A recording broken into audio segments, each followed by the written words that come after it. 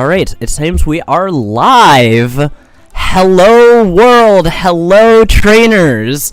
Welcome to the 2025 Japan vs. the World Generation 3 International Friendly.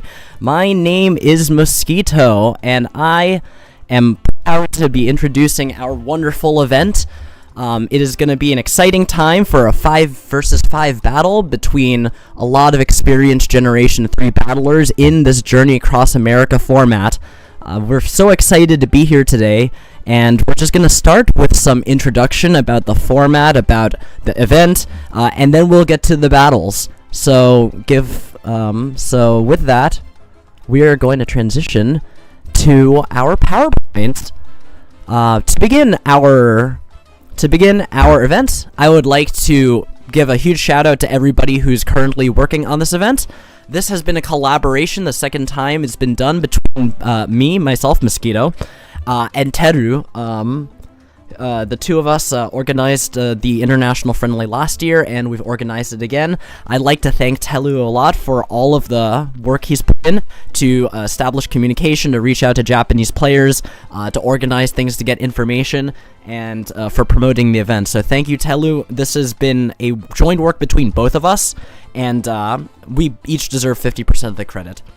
On today's stream, we have 3 commentators. I am the main caster and the streamer on YouTube, and I am joined today by 2 co-commentators, switching out for various sets. It's Radio Free Seaside and Class. Would you like to introduce yourselves? Hello, I am Class. I have been playing the metagame for a long time now, and I'm just excited to be hosting this with Mosquito. Hi, I'm Radio. I'm also here to help out as a commentator. I'm just glad to be here and working with great people like Mosquito and Class. Alright, thank you to you two. So we're gonna get into the introduction of what this event is and the history behind it. Thank you both for commentating. And again, thank you to all players for opting to participate today. The history of our International Friendly, the VGC, Generation 3 VGC community was founded in 2022 by Akiak, and we've grown to, as of today, 700 members in our Discord server.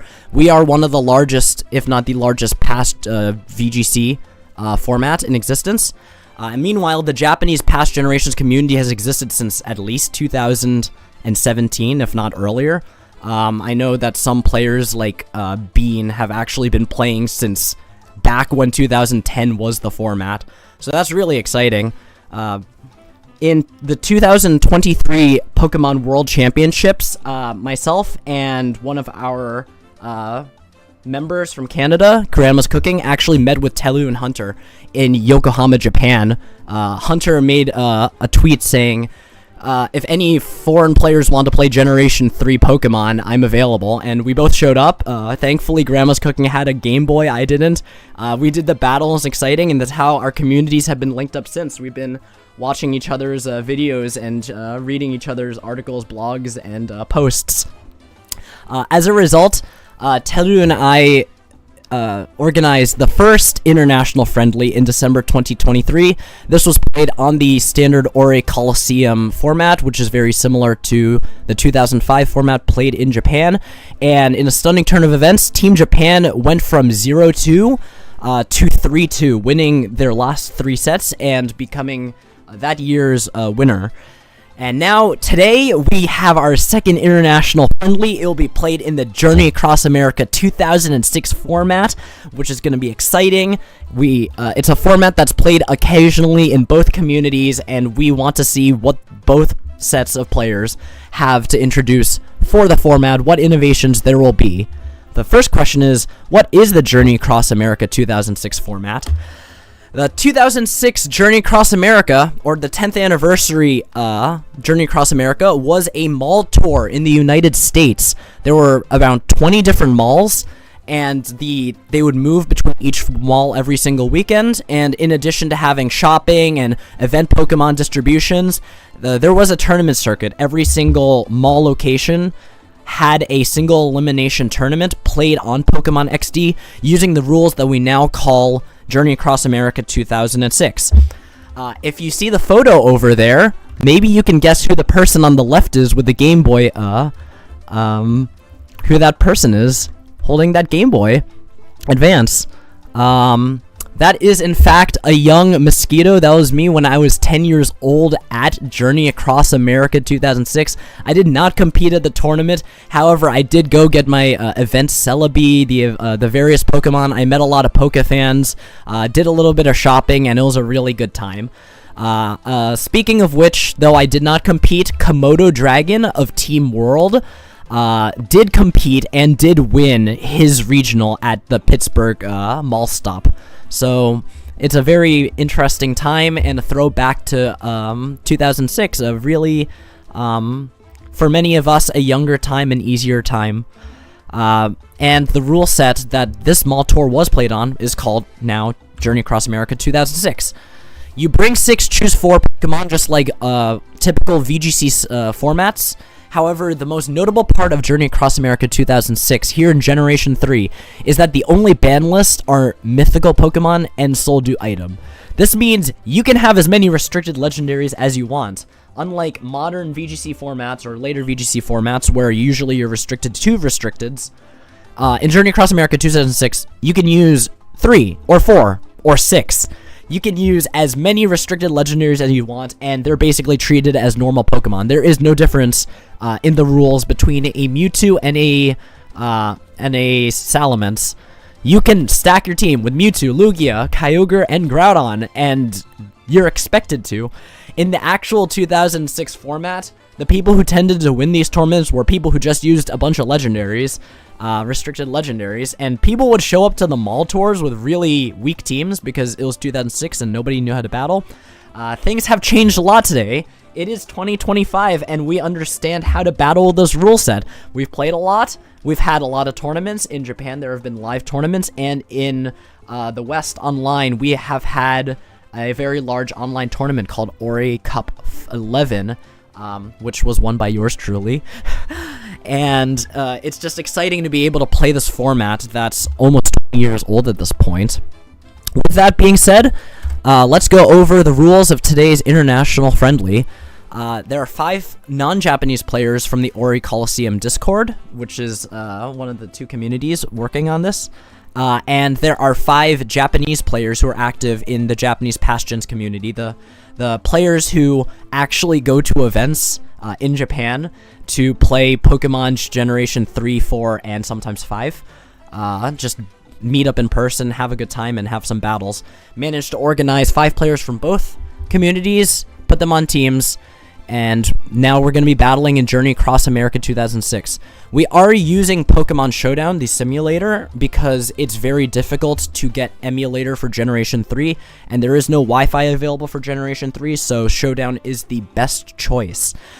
Today's matches will be, in most VGC formats, it will be best of 3, and it will notably be closed team sheets. Oftentimes in the Generation 3, at least in the international community, we play open team sheets sometimes. Today will be closed team sheets. It's closer to what was played in 2006, but in order to promote better battling and more excitement, we are sticking to best of 3, which is the par for practically all of VGC starting from 2009 onwards, at least at the world stage. All 5 matches will be played regardless of score. So even if a team manages to go 3-0, we will still play the 2 matches because this is not only a competition, it is an exhibition. We want to see what best teams can be introduced, what format innovations there are, and so we will play, and we want to give every single player the opportunity to showcase their team. So we will play it out regardless if a team is already won or not. Finally, the pairings will be randomized on this stream. This has given players both the opportunity in preparing for the event that they could find out what their opponents may or may not use, but we did not want players to specifically prepare for one single opponent. So that way players would still have to be able to deal with anything hypothetically. We wouldn't want a team scouting, for example, somebody seeing, oh, Mosquito likes using Mewtwo and Lugia. I'm going to find a way to beat Mewtwo and Lugia. That would not be very conducive for competition, so we will be randomizing the pairings. I hope everybody's excited for today. It's going to be a great time. And with that, we're going to be starting with our team introductions. Sorry. First off, we have our reigning winners from the previous international friendly, Team Japan. They have had a few members change, but for now, going from left to right, top to bottom, we have Waso, we have we have Kaga, we have Missing No, and we have Pome. Everybody give it up for Team Japan. And challenging, hopefully to win the title this year, is Team World. It's represented by people from various countries, and in this case, the countries represent either where they live or what their heritage is, their ethnicity. So, for Team World, we have an Australian, Motorhead VGC. We have an American, Komodo Dragon. We have an Italian, Akiak. We have two British people, Oops and Yemi. So let's give it up for Team World.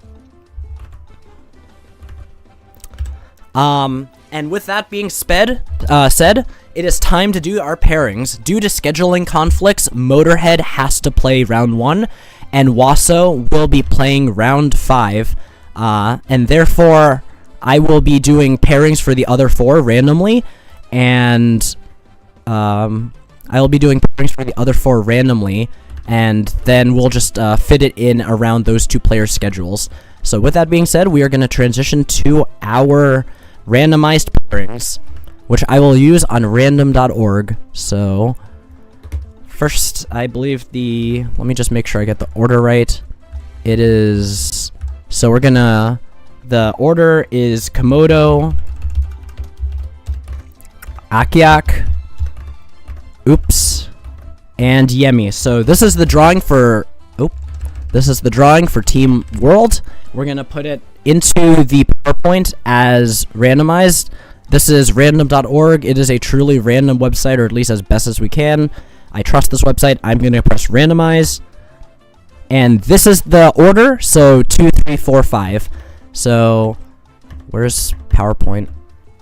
So now the Team World matchup in order will be Motorhead, followed by Komodo Dragon, then Oops G to G, then Yemi, and finally Akiak.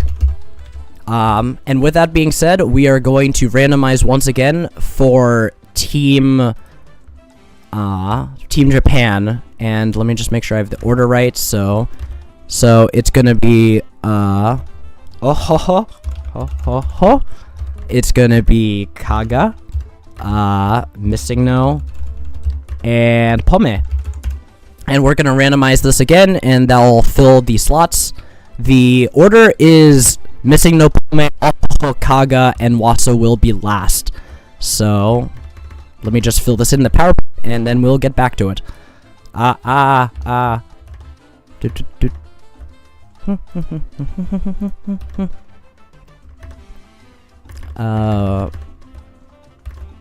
Missing No, Pome,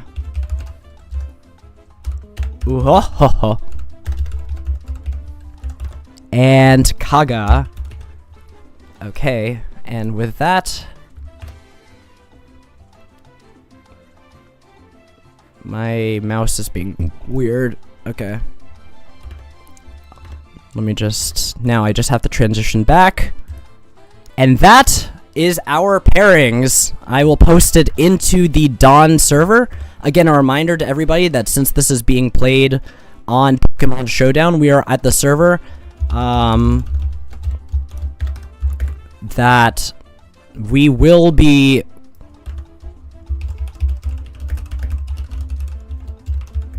that you can join live. So it's just don.psim.us.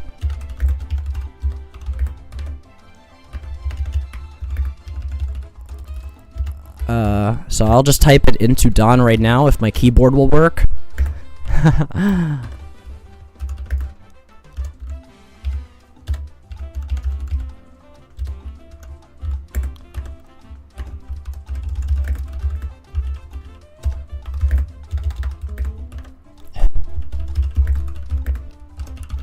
And those are our pairings.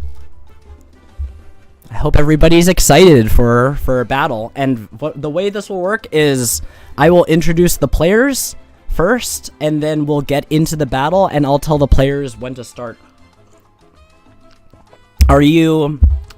And I believe that is it. It's going to be a great time.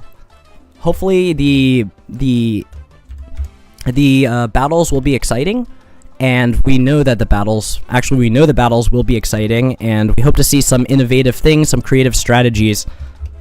So with that being said, I am going to ping the players and make sure that they are ready to battle. Let's just make sure I can find Sabbath.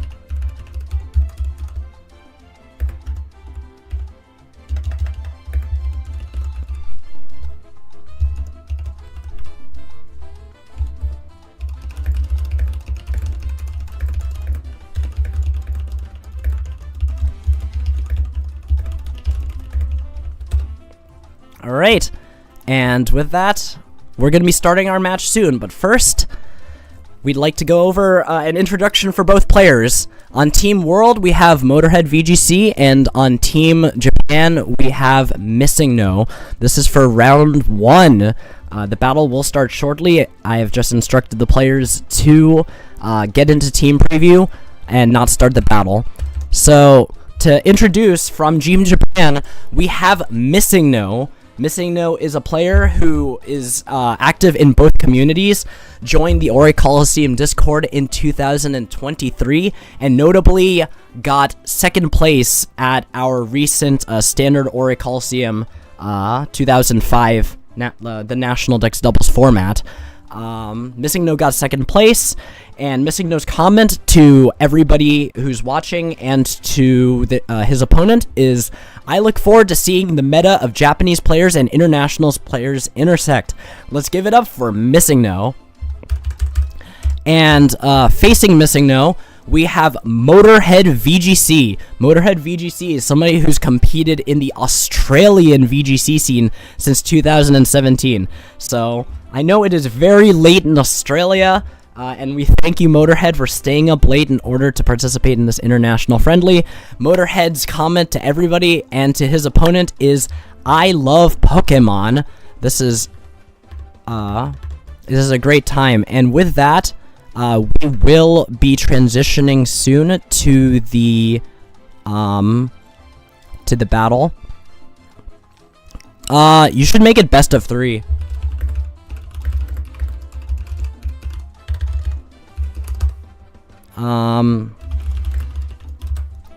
But I am going to transition, and with that, we have to, oh, whoops. Sorry, one moment, I have to fix the,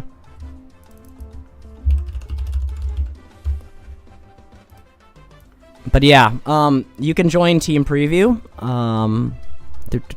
it's...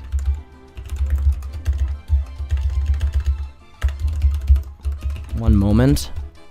Alright. And we have our match. We will not start it yet, but Radio and for match 1, Radio will be doing the commentary. So Radio, would you like to start commenting on the team preview? What do we see on team preview? What would you say piques your interests? So starting off on team preview, we see with Sabbath VGC a lot of the expected Pokemon, Groudon, Kyogre, Snorlax, and Lugia being very dominant in this format. We also see Ludicolo, an extremely common fifth or sixth Mon, because of its good matchups into both Sun and Rain, being able to check one of the most powerful Mons in the format in Kyogre. You also see Latias, a more support-oriented Mon that isn't quite as common as the rest of the team, but still incredibly strong. On Missing No's side, we see doesn't have the Snorlax, but has a more sun-focused team using that Ho-Oh, which can use Sacred Fire to help check stuff like Groudon by burning it and getting significant special damage off. We also see Rayquaza, which is a really interesting pick because of its ability to stop weather. Groudon and Kyogre being two of the strongest Mons in this format, obviously, Rayquaza becomes a great check to them since it can keep them from spamming things like Hydro Pump or Thunder effectively. Thank you for the for the review, Radio. I would like to say one of the most interesting parts of Missing No's team is this is something Missing No has done before in Journey Across America. Missing No is just using all 6 restricted legendaries. His base stat total average is like 675. So it is very exciting to see what both players can bring. And probably the most interesting thing of Journey Across America is that there are so many possible movesets for these Pokemon that we just won't know what'll happen. So, with that, are you ready to watch this battle, Radio? Is everybody in chat ready to watch this battle? I'm absolutely ready. Let's see. All right, we're gonna start in typical VGC fashion. In VGC, since 2009, it is common tradition to count down to the beginning of a battle. So we are going to start in 5, 4, 3, 2, 1. Let's battle!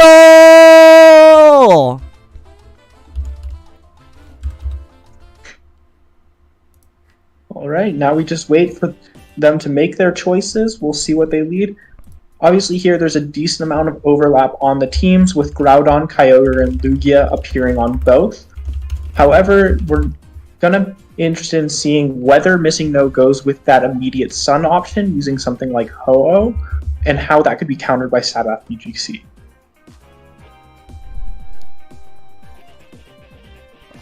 Alright, I think both players are still trying to analyze and figure out what might be the possible plays here. Motorhead definitely has to adapt to that Ho-Oh, I believe. That is a very unique Pokemon that's not often seen in Journey Across America. But Ho-Oh does offer the opportunity to burn the Snorlax, which I think can be incredibly scary. In addition, the addition of Rayquaza may deter the use of a Rain mode, so possibly Motorhead may opt for a more standard, like, offensive play. On Missing No's end, has to deal with the Kyogre Ludicolo and has to deal with the threat of Snorlax Self-Destruct, which does one-hit KO every single restricted Pokemon, barring Lugia high defensive investment.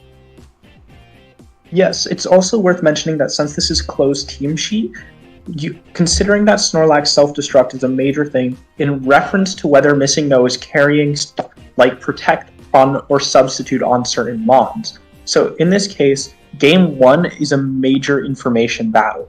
Motorhead is likely going to be looked to figure out if a Mon is running something such as Choice Band, if it's running Substitute, if it's running Quick Claw, in order to see if that Self-Destruct can be more viable against his team, or if there's too many things that are looking to counter it. Mm-hmm. It is useful to note there is no timer in our international friendly. We want to make sure that the Japanese players have sufficient time to translate from English. So we don't. Players will have as much time as necessary to pick moves within a reasonable pace. If a player is taking too long, we're not going to enforce timer, but we will, tell them.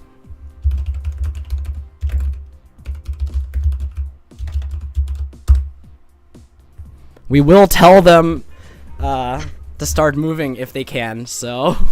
We'll give them a polite reminder. Yes, a polite reminder.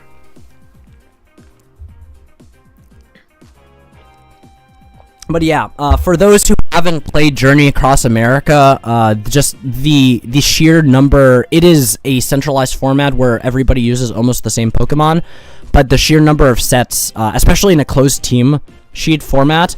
makes it for a very diverse metagame, at least with regards to sets. So right now, nothing has been particularly revealed in terms of sets.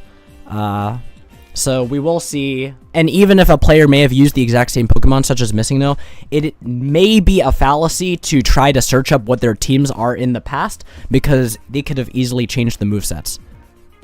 Yeah, one of the major mons that we consider this with is something like Lugia. Mm-hmm. in our last OC11, we saw 3 Lugias in top 4, all with wildly different sets. Mosquito ran Toxic Lugia as well, but we also saw Choice Band Lugia and then a mixed support Lugia. So what these sets will actually be with both players running Lugia is a major question. Yeah, and Lugia isn't the only one that can run semi-support. Mewtwo has also been seen running screens, using either Reflect or Light Screen to prolong the duration of the battle. With Mewtwo being the fastest relevant Pokemon in the format, it's always guaranteeing that damage is reduced for its team, and it has insane coverage with Thunderbolt and Ice Beam and Flamethrower and Self-Destruct. So one can't truly, even if it's running support, that doesn't mean it's not able to deal damage. So both Lugia and Mewtwo are rather scary in their support roles. I would say Groudon and Kyogre are less supportive. They tend to run offensive, but the question is what sort of offense? Will they be fast?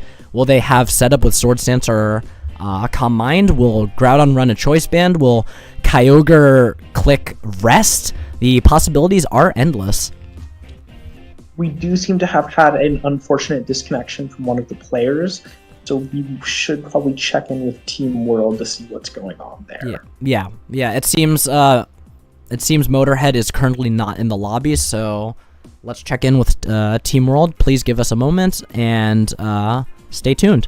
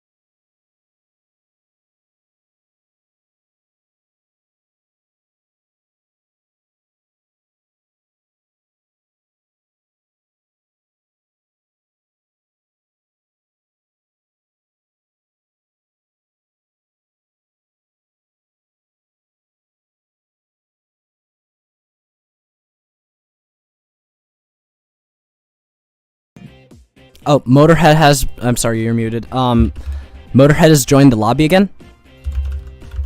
Yes, he has reappeared. He's back in the battle. We are... Alright, that's very, very good. Exciting to have this. Oh, and battle is starting. Excellent. Alright! Starting for match 1, the international friendly, we have Motorhead leading Snorlax Lugia, facing the, Missing Nose, Groudon, and Ho-Oh. Let's give it up for both players. And immediately, Radio, what do you think of this lead between the two? I think it's very interesting. We're seeing both teams' archetypes come out relatively early. Missing No focusing on that Sun lead with the ability to go for either a Sacred Fire Burn into the Snorlax and well as significant aggressive options. Interestingly, we do see on this turn 1 here the Reflect come out from Lugia, meaning a largely supportive set, most likely, as well as Substitute and Sword Stance from the Groudon. So very setup oriented from Missing No's side so far, and a bit more bulky from Motorhead. So it's perhaps with everybody setting up, perhaps they realize, okay, we aren't threatening any particular one-hit KOs here besides Self-Destruct. Let's just get our board state into a position where we can do some damage, where we can move towards an end game. I think it's very useful that Groudon was able to get the Sword Stance because we know typically Groudon's Earthquake is able to nearly one-hit KO Snorlax at +2. And instead we see a critical hit Air Blast not taking out the Groudon, the Ho going for the Sacred Fire, burning the Lugia, so it's no longer a threat here. And the Groudon only deals 56% because of that Reflect. Snorlax surviving really well and able to take out the Groudon with a return. And with that, Motorhead is able to get into a 4-3 advantageous position. Yeah, so a really good start there for Motorhead. That Reflect putting in amazing work to reduce that Groudon's damage. The burn is a little bit unfortunate, but already Lugia has already done a significant portion of its job in getting that Reflect up and doing significant damage to the Groudon, allowing for Snorlax to take it out. And now we see the Mewtwo come in. Won't be hindered by the Reflect, but Snorlax is such a specially bulky Pokemon that it might not need it. Yeah, like, honestly, I think unless the Mewtwo is running Psychic, there's no way. Thunderbolt does around 25% to most Snorlax. Even a double up from the Mewtwo and the Ho-Oh may not KO the Snorlax, and it will be free to just return again.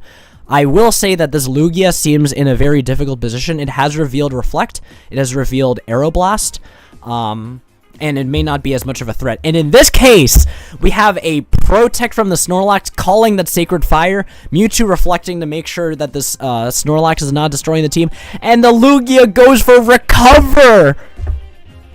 Yeah, so we're seeing Motorhead's team incredibly focused on bulk with this Lugia. Ooh.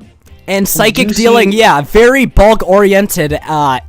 It does get, Missing No does get the burn, and despite the curse, this Snorlax is going down. But again, and it doesn't go down as leftovers! Doesn't quite go down. The leftovers keep it alive on 2 HP, but unfortunately taken out by Mewtwo basically immediately afterwards. Yeah. I think Motorhead might have actually liked for the Snorlax to go down there to get a safe switch in, rather than having to do the middle of the turn switch. Yeah. And in this case, we do see that, again, this Ho is just going for Sacred Fire for big damage. Perhaps the Mewtwo is going to hit into the Lugia slot. But the fact that Lugia has Recover means Ho-Oh can actually be PP stalled. If Ho-Oh runs out of Sacred Fire, it is essentially a useless Pokemon, because it's no longer, especially if it can no longer get the burn onto the Groudon. In this case, we have a double up into this Groudon. It does not get the burn, and the Lugia goes for a relatively weak Aeroblast. And with that, I haven't been counting, but I think at least 4 Sacred Fires have been used, 2 onto Lugia. So there's probably like 2 PP left. What's it say on Showdown? I believe that might be all of the PP used on it. Yeah, we'll see. Isn't shown on Showdown, but we have seen a Sacred Fire into the Snorlax, twice into the Lugia, and once into the Groudon. I am sort of surprised. Oh, I understand what is going on. Lugia was going for Icy Wind specifically so it can recover the turn afterwards. I was wondering why it wasn't recovering. But if this Ho-Oh is out of PP, which I haven't been counting, if this Ho-Oh is out of PP, Motorhead can just click Recover for the rest of the game. And here we see the Lugia go for Recover. Purely a Lugia PP stall win. Exactly. With Groudon going down, Missing No now gets the Pokemon advantage. But no! I think the Ho-Oh is out of Sacred Fire PP. It has to use Double Edge. And yeah, that's perfect for Motorhead. This Lugia has complete cause to just keep going for Recover. And so, in spite of course, the burn is going to whittle down the Lugia over time, forcing it to have to recover on occasion. But between Recover and maybe the Latias has Recover, maybe the Latias can just take out the rest of the team. And here we see the Latias going for a Dragon Claw. Oh, and Missing No goes for the Self-Destruct, which was not revealed yet. Now we know that Mewtwo, in fact, carries Self-Destruct. It takes out the Lugia. It takes out the Latias. And with that, Missing No is going to take Game 1. Yeah, so perfect time to reveal that tech of Self-Destruct to actually be able to remove the Lugia and then bring in his own Lugia, which is fast enough to kill it before it can get another Recover off. Yeah, again, a very exciting Game 1 from both players. And what have we revealed? We've revealed that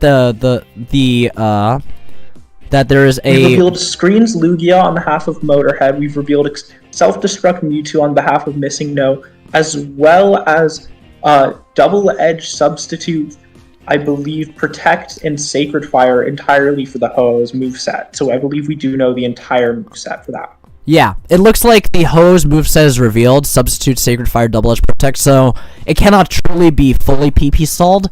It can still Double Edge. The entire Lugia moveset has been revealed, and in Motorhead's case, the Lugia does not have Protect. And knowing that Missing No running Reflex Psychic Self-Destruct, it might just be easy to click self-destruct in front of the Lugia, and the only recourse is to click reflect and hope you to self-destructs on turn 2 and not on turn 1. We also see Rock Slide on Groudon, which is an interesting tech here. Usually Rock Slide is not used in Generation 3 doubles because of the spread reduction, but Rock Slide can help against Follow Me teams, and it is able to deal effect. It still does break the substitute on Ho, and is a very effective option here. We also see... Yeah, so we do see on the turn 1 there that Missing No reveals this time he has brought both the Kyogre and the Rayquaza. So he brings in Rayquaza on turn 1, trying to stop the Sun to get a kill with Kyogre using Hydro Pump. Especially because we do now know that with the Sun starting, that the Groudon is likely slower than that Kyogre.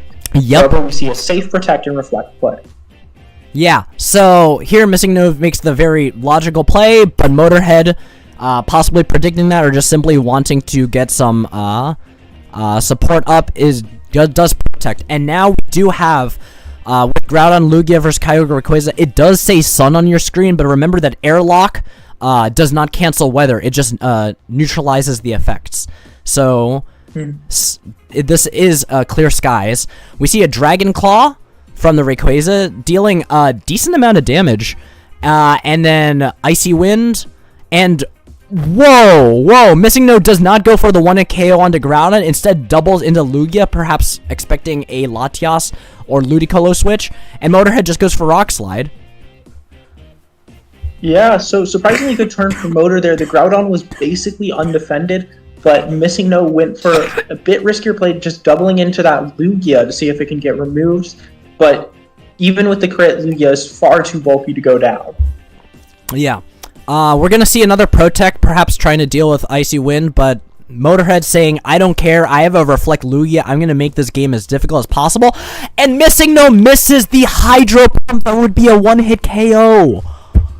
Yeah, the unfortunate nature of this format is that Kyogre basically has to run Hydro Pump, and you are always risking those misses. So Motorhead gets a really good turn there. Kyogre can no longer survive against this Groudon if it chooses to stay in. Exactly. I think at this point there is no reason for Motorhead to not click Icy Wind Earthquake. If Kyogre stays in, it gets KO'd. If it switches out to Lugia or Ho-Oh, they'll have their speed reduced and is vulnerable to a Rock Slide the turn afterwards. And Rayquaza is simply, with Dragon Claw, doesn't seem to have a high damage output at this point. Maybe it's just because Lugia might be bulky, but this Rayquaza doesn't look that threatening. It's only good for Airlock. Even with a critical hit, it only did 44% to the Lugia, so because crits are doubled in this, that means it would be doing about 20% per turn, which just is not enough to ever remove that Lugia. So a great position for Motor here. He has a relatively free offensive option without fearing much damage incoming. Yeah, so now I think Missing No has to decide who are we going to sacrifice. Whoops. Yeah, it also heavily depends on what Mons are in the back. Most likely, because of that Rayquaza bring, we wouldn't be seeing Kyogre, so it's either Lugia or Ho-Oh. If it's Lugia, that's a relatively good position against the Groudon. If it is Ho-Oh, it is still, despite the spread reduction, heavily threatened by that Rock Slide. Yeah.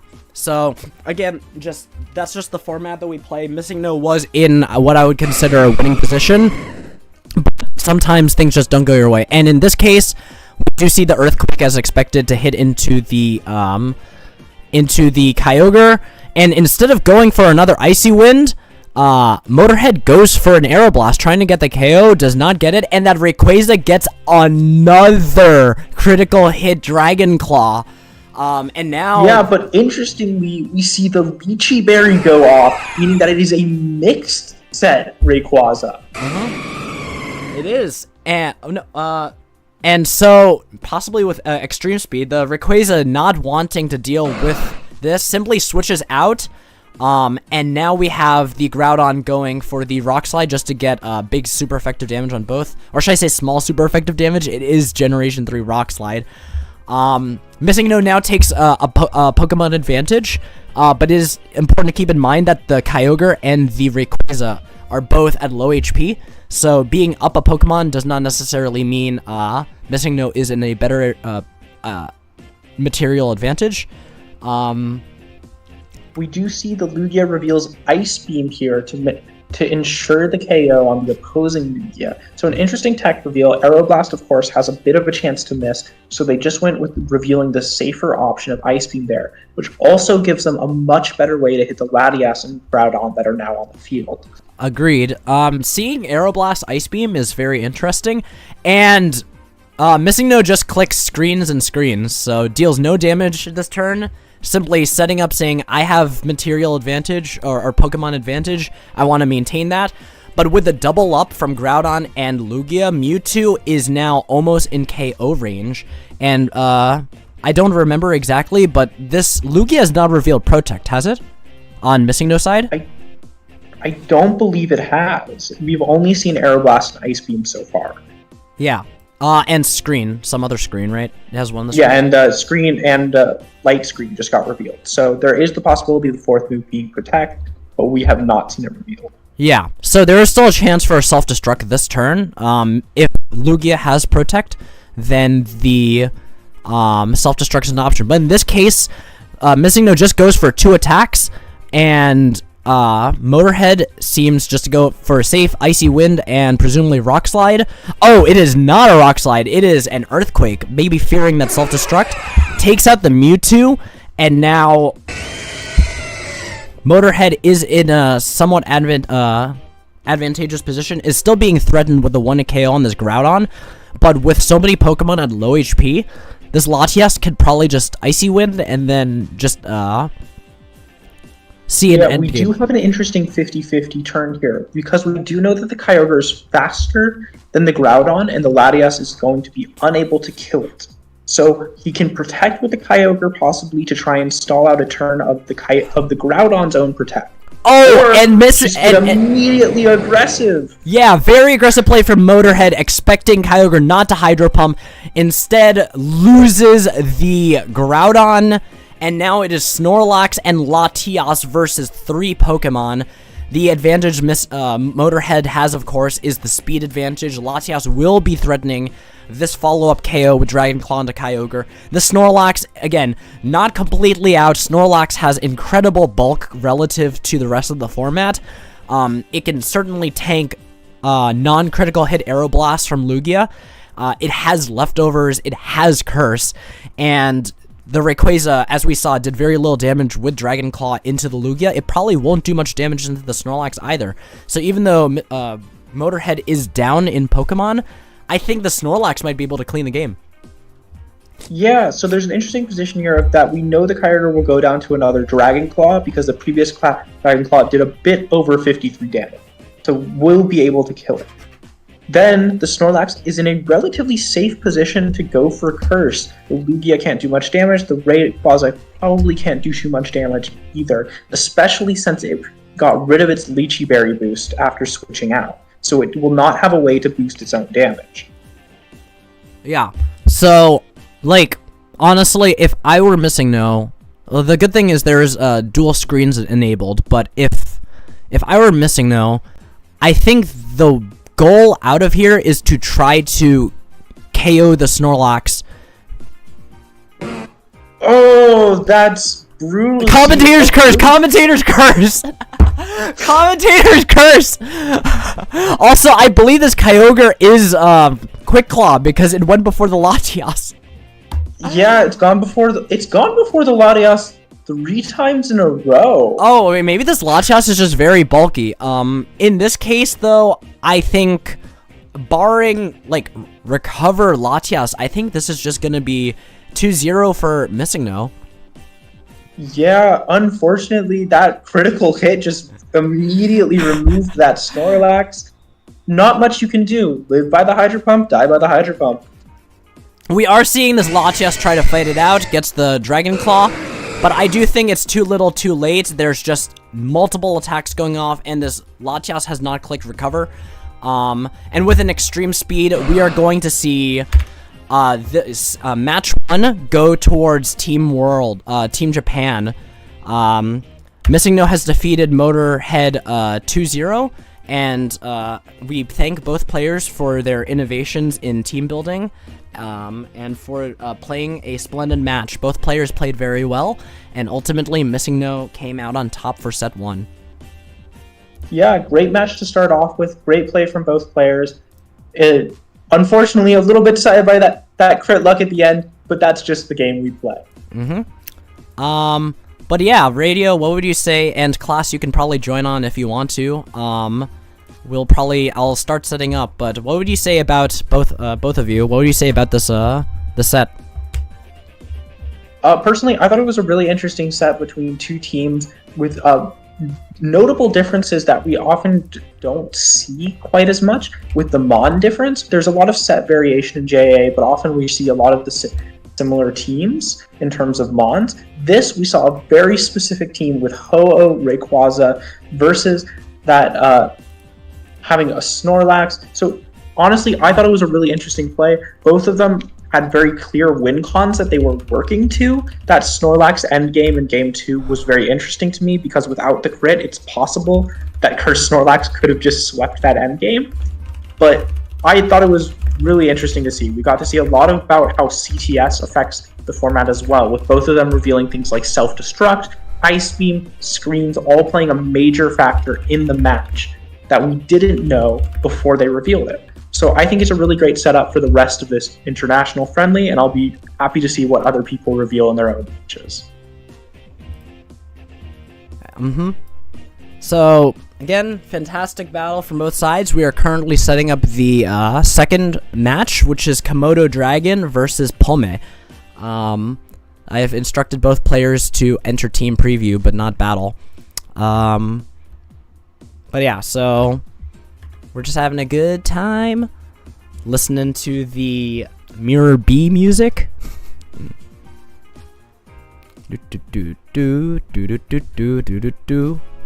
Have you played Pokemon XD, Radio? I've played a small portion of it. I've played far more in JA competitive than I have the actual game. Okay. I personally have only played XD multiplayer. Like when I was a kid, I would play XD multiplayer with my friends, but I never actually played the single player mode. So I heard it's the best game in the entire series in terms of like storyline and like. So I have yet to confirm that though.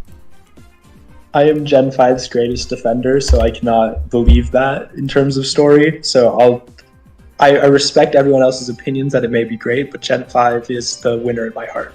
Yeah, no, I am also a huge Gen 5 fan. This Black and White had a great story. Black 2 White 2 had a good enough story, but amazing gameplay. Certainly, I think that might have been peak Pokemon. So are they ready? They have not yet entered team preview, so we are waiting for Komodo Dragon and Pome to begin their match. So now we're just waiting. Right, I will be switching off with Class for this next commentator of this match, so I'll see you guys in a little bit. All right, Class, are you there? Yes, I am. Hello, hello. Hello. Boop. There we go. So now we have Class. Class, how do you feel about the international friendly so far? I have not seen much of it due to some IRL situations, but this has been quite an interesting event to at least watch from what the small snippets I saw. That Game 2 crit with Hydro Pump onto that Snorlax was very untimely, but that is the game we play, and overall it was an interesting set. Rayquaza having that extreme speed was something that I thought might have happened, that it might have had in the game in the back of my head, but I was not sure. And the recover on the Lugia and the Latias from Motorhead was a really interesting decision. Usually we don't see recovery moves in doubles formats because of how fast paced they are, but Motorhead deciding that his screens are bulky enough, provide enough bulk that he can just rely on those recovery moves to overall win the game through pressure PvP stalling. alongside that recovery, and it nearly may have won the game in game 1, but the boom from Mewtwo was just enough to stop that from happening, even with the Sacred Player PP being gone. Yeah, exactly. So,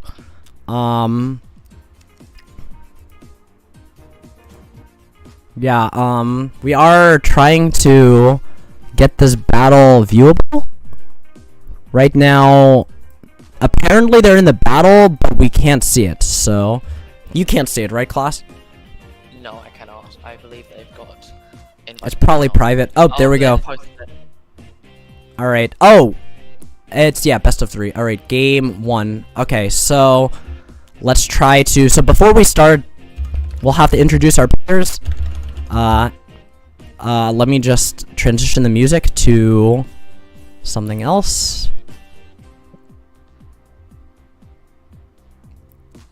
Let's say...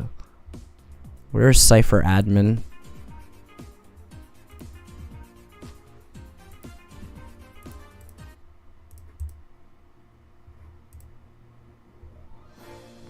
Alright, and with that, we're going to transition to the player introductions. For round... Oops. For match 2, we are having a match between Komodo Dragon and Pome. So to introduce our player Pome, or Pomeraldo, Pomeraldo is a player, Japanese player who who has also been active in the Ori Coliseum Discord. Pome is the host of the Toksan Off. Just as a note, Toksan is the Japanese name for Moss Deep City. The Toksan offline tournament has hosted the event and also got 4th place in the event as well. It was a 6-3 singles tournament. In addition, Pome participated at the first Kanto region Emerald Off in the Tokyo area and got... Oh wait, I think that's a mistake. It's supposed to be 2nd place. Got 2nd place in Journey Across America. So, Pome's note for his opponent and for everybody is, "Hey bro, I hope today is the day a Journey Across America meme is born." Facing off against Pome is Komodo Dragon. Now, Komodo got 2nd place at the Ori Cup 11, which was the largest Journey Across America 2006 tournament held in almost 20 years. Got 2nd place, lost to yours truly. But a much more notable achievement is that Komodo Dragon is actually one of the few players in our server competed in Journey Across America 2006. Komodo Dragon is the Pittsburgh regional junior champion from Journey Across America. As you can see there's a photo of Komodo today, and there's a photo of Komodo when he was 12 years old with his medal. And that's a news article from the time in 2006. Komodo won a literal Journey Across America tournament and is still playing Journey Across America 19 years later. Very exciting. I just realized, class, I should probably up your volume. You're also muted. Yeah, I have myself muted. Alright, I upped your volume. Thank you, Noodle. With that being said, we have both players introduced, and we will transition to the battle. What would you say, class, of this team matchup? What Pokemon are on the field? Can you read them out? Yeah, so we have the Zapdos, Kyogre, Groudon, Metagross, Lugia, Mewtwo core from Komodo Dragon, which is really noticeable with that. Metagross is not a Pokemon that you would see often in restricted formats because it does not have the speed or the bulk to keep up with a lot of these threats, and Kyogre and Groudon have both just removed it in one hit. But that's really quite surprising to see the Metagross here, whereas Pome has that Clefable, Kyogre, Mewtwo, Lugia, Zapdos, and Groudon. So we do see 4 Pokemon shared here, or even 5, sorry, with Metagross and Clefable being the only differences. Clefable having that follow me to try and redirect attacks, which is very, very important in this game. And also that Cute Charm might be of some importance, especially from the That Q charm doesn't affect because all of Komodo's team is genderless. Oh, good point. That Yeah, is a yeah. mistake on my part. Sorry, Clefable. Q Charm doesn't work if everybody's an NB. So yeah, I think the thing you noted is Zapdos is not a very common Pokemon in Journey Across America, and now we see Zapdos on both teams. In addition to the four of the big restricteds. And then the differentiation between them is that Pome has Clefable, presumably for Follow Me. Maybe it's a Calm Mind Kyogre or Mewtwo, or Sword Stance Groudon, or even Calm Mind Lugia. And in order to beat a way to get around that Clefable, Komodo simply has Metagross, which probably has Explosion. But both teams likely also has Explosion as well, which is really nice to note here. Having that double self-destruct pressure is really nice when it can just KO every single Pokemon here.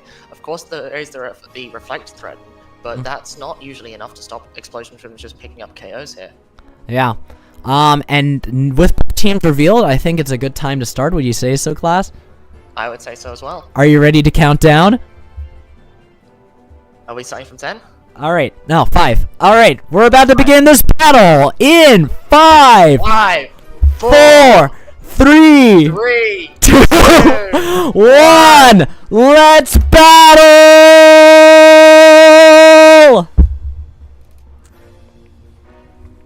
Alright. We still have to give players the time to, if they're still thinking, as they do deserve the time, but at least from what we see immediately, it's gonna be, I think this battle is going to come down to how well they work around the different Pokemon, the Clefable and the Metagross. Metagross is notable in Journey Across America for its ability to effectively beat Mewtwo Lugia as a lead, and Explosion deals with Clefable, but on the flip side, Pome has Kyogre and Groudon and Zapdos, 3 Pokemon that Metagross simply does not want to deal with. And it's also important to note how much pressure that Kyogre puts on the field. Yes, Komodo does have that Groudon, but it still does not want to be switching into those water-type attacks. Even with it replacing the weather, it's still going to take a huge amount of damage, as we see a mirror lead of Mewtwo and Kyogre from both players. Yeah, so both players have very similar teams and are both, seem to have set the same leads. The thing we can note, since this is a game played on Pokemon XDs, we can actually see the HP values for both sides. And usually the way Generation 3 doubles works, so you can see the exact HP in Pokemon XD. We have that enabled on Showdown as well. And usually this lets us figure out how fast is the Pokemon. Usually if a Pokemon has high HP investment, it probably doesn't have a high speed investment. So, though we do not know for sure, we can say the Kyogre's Drizzle did activate. It is likely faster on Pome's side than on Komodo's side. And Komodo also running a high HP Mewtwo, which means the Mewtwo is probably slower than the opposing Mewtwo. It has 415 HP. The important to note here is that Kyogre from Komodo's side is high HP, but it is not maximum. It is 40 EVs off that maximum. It's 10 below, which means that he might have some extra stats in the speed or even HP here, or even defense, to try and shore up the weakness to Groudon's Earthquake and similar moves. Yeah, so... Well, it's possible that it's just calced, both of these. In Ori Cup 11, Komodo ran a bulky support Mewtwo, and that's why the HP was so high. And we see a turn 1 protect from Kyogre, and it tanks the double thunder from Pome, so Pome gets literally no advantage here, while Komodo sets up a light screen. So now that light screen's up, it's that Kyogre with its high HP might just survive both thunders next turn if Komodo doesn't just switch out. Turn 2. We do see Kyogre protecting on Komodo's own Icy Wind, but Explosion just removing that Mewtwo, and Kyogre almost falling as well. It is notable that that Mewtwo did not KO the Kyogre with that 400 base power move. Yes, it's only on attack stat, but it's still a huge base power move. The Kyogre hitting Lugia as a replacement to Mewtwo with a huge Hydro Pump doing 90%. That is a ton of damage. Yeah, And and as much as Mewtwo is down and Kyogre is really low, this is a very, very favorable position for Komodo. He's able to threaten that Lugia. That Kyogre, while it does have Thunder, does not enjoy being hit by Metagross's Earthquake or even an explosion here.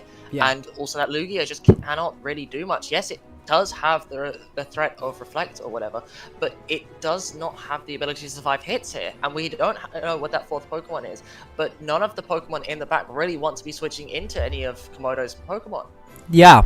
And so I would say, like, just the ability to survive that self-destruct and then get a discovered attack, a discovered Hydro Pump onto the Lugia was game-changing. Yeah, it looked like that self-destruct was going to be it. Get a Protect, get a self-destruct, boom. But with Kyogre surviving, maybe it was calculated, EV trained to survive the self-destruct. That Lugia almost down and out. This game is even in terms of material, and because Pome just protected the Kyogre, Komodo can relatively safely protect Kyogre and go for an explosion with the Metagross, and there is little that Pome can do about it, because if Pome correctly reads, it's still a 50-50 whether Protect activates again. And Komodo doesn't have to explode. Komodo can just predict Pome to go for a second Protect and then just, like, attack the Lugia. And Lugia also commonly does not run Protect in these formats. It wants to have those 4 move slots for the Screen's ability. It wants to be able to use Icy Wind. It wants to be able to use its coverage moves. But Protect takes up one of those valuable coverage moves, so it's also being threatened by that explosion every single turn. Yeah. So, a very difficult read for Pome. I think Komodo is in the driver's seat between Light Screen, between the threat of explosion. Just that Hydro Pump was massive. And we do see the Kyogre go for a Protect. There's no Protect from Pome's side. We see Aeroblast, Hydro Pump, and boom! And a critical hit on the Lugia. Yeah, but that may not have mattered. I have a feeling that did not matter with Lugia already so low on health. But that is a huge, huge turn for Komodo. Not only does he have the 2-1 Pokemon advantage, but he has that Kyogre alive. That is huge value. If it is the Groudon in the back, yes, it is able to remove that rain, but it's still scared of that Kyogre, even with Earthquake available. And we do see the Groudon here. Lugia revealed as Komodo's last Pokemon, which is really, really troubling for it's Pome. really troubling here because Pome, thank you. And it's not able to threaten both Pokemon at once. And Lugia is really not scared of any attacks as well. It is going to live 2 hits of that Ancient Power no matter what here. And Lugia is faster. It's able to threaten a potential Icy Wind or even an Ice Beam. Maybe it's got Aeroblast like Pome here showed on last turn. We do see the Aeroblast 48% as Groudon goes for that Ancient Power, just trying to fish for that 10% boost, removing Kyogre. But it is maybe just not enough unless Pome can get that 10% Ancient Power boost. Yeah. Where he only has 1 turn left, it may just not be enough. And there's no critical hit. There's no Omni Boost. Yeah. Game 1, almost guaranteed. Almost guaranteed. Oh, and it misses! Does the Ancient Power get the crit or the Omni Boost? It does not! Oh, this game comes down to misses, and but Komodo cleans out game 1. The bulk on that Kyogre went so far. Not only that, but that miss was incredibly, incredibly scary for Komodo. Yomi could have... Pome, sorry. I'm looking at the name wrong. Pome has a lot of value here that they can use, but the miss was just not enough for them. That the Ancient Power is just not doing enough. Lugia has way too much bulk. Even without much investment, it's just able to present so much value with that Aeroblast, with that Icy Wind potential as well, although we didn't see it in this game 1. It may not have Icy Wind, but it's still threatening so much value here. And Groudon even showed that it could not do everything it wants to at one turn. It does not have that Rock Slide to threaten both Pokemon at once. It does not have that Hidden Power Rock to deal even more damage. Yes, Ancient Power is potentially getting an Omni Boost, but that is a 10% only, and it's not a strong move. That 60 base power really shows itself in these matches. Agreed. So, I would say the takeaways from this is that Kyogre is just very tanky. So is the Mewtwo, it seems. And also, I do think it's worth noting that, yeah, just Lugia can sit in front of the Groudon and can 1v1 it. It hasn't revealed any other move, but just solely off Aeroblast. 3-hit KO, and if you get a critical hit, it's a 2-hit KO. we are looking, awaiting our trainers to pick their moves for game 2, but Pome has not revealed. I don't think leftovers has been revealed for either side, right? Yeah. So we don't actually know what items are on both Pokemon. Yeah. Which may indicate that either Zapdos or Clefable on Pome's side is that leftovers item, but we simply do not know for Komodo. He may have just decided to leave it at home, because that Groudon may like that leftovers and Zapdos may like the leftovers, but both are really, really enjoying other items, like that Salak Berry. Maybe it's Pecha Berry for that confusion or poison, or even a different item entirely. It could be that Bright Powder that we see sometimes, or even a Quick Claw, especially on that Groudon wanting to hit faster with that only 306 max speed, and we don't even know its speed tier, and it's likely going to be that slower speed, knowing Komodo's got a bulkier team from all 4 Pokemon he showed last game. Yeah, so I think adjusting for game 2, Pome might not have to go for a self-destruct mode, might just have to go for just consistent damage over time, so as to not, risk the damage output. Also may want to consider using Clefable. If this Mewtwo is indeed running both Icy Wind and Screens, maybe the Mewtwo does not have self-destruct on Komodo's side, and the Clefable is going to be able to effectively deal with it, and then the only fear would be the Metagross and possibly the Groudon. Again, Pome has both weather Titans, so can always switch the weather if necessary in order to keep things safe from, say, Hydro Pump. And another thing to point out is that Mewtwo has only revealed Light Screen. It may be that Lugia instead has Reflect, trying and be able to spread out the move slots so that Mewtwo can fit a lot more onto its move slots. But that self-destruct not likely being on the set is extremely noticeable. Maybe Pome can take advantage of that in game 2 and just not fear it with Mewtwo as much. We do see the exact game 1 in game 2, so it may be that Komodo just tries to get that turn 1 Icy Wind off on that Protect. Maybe we do see a turn 1 Explosion, or maybe we see a completely different lead. We saw that Mewtwo was completely exposed last game on both turns, and it was punished for that.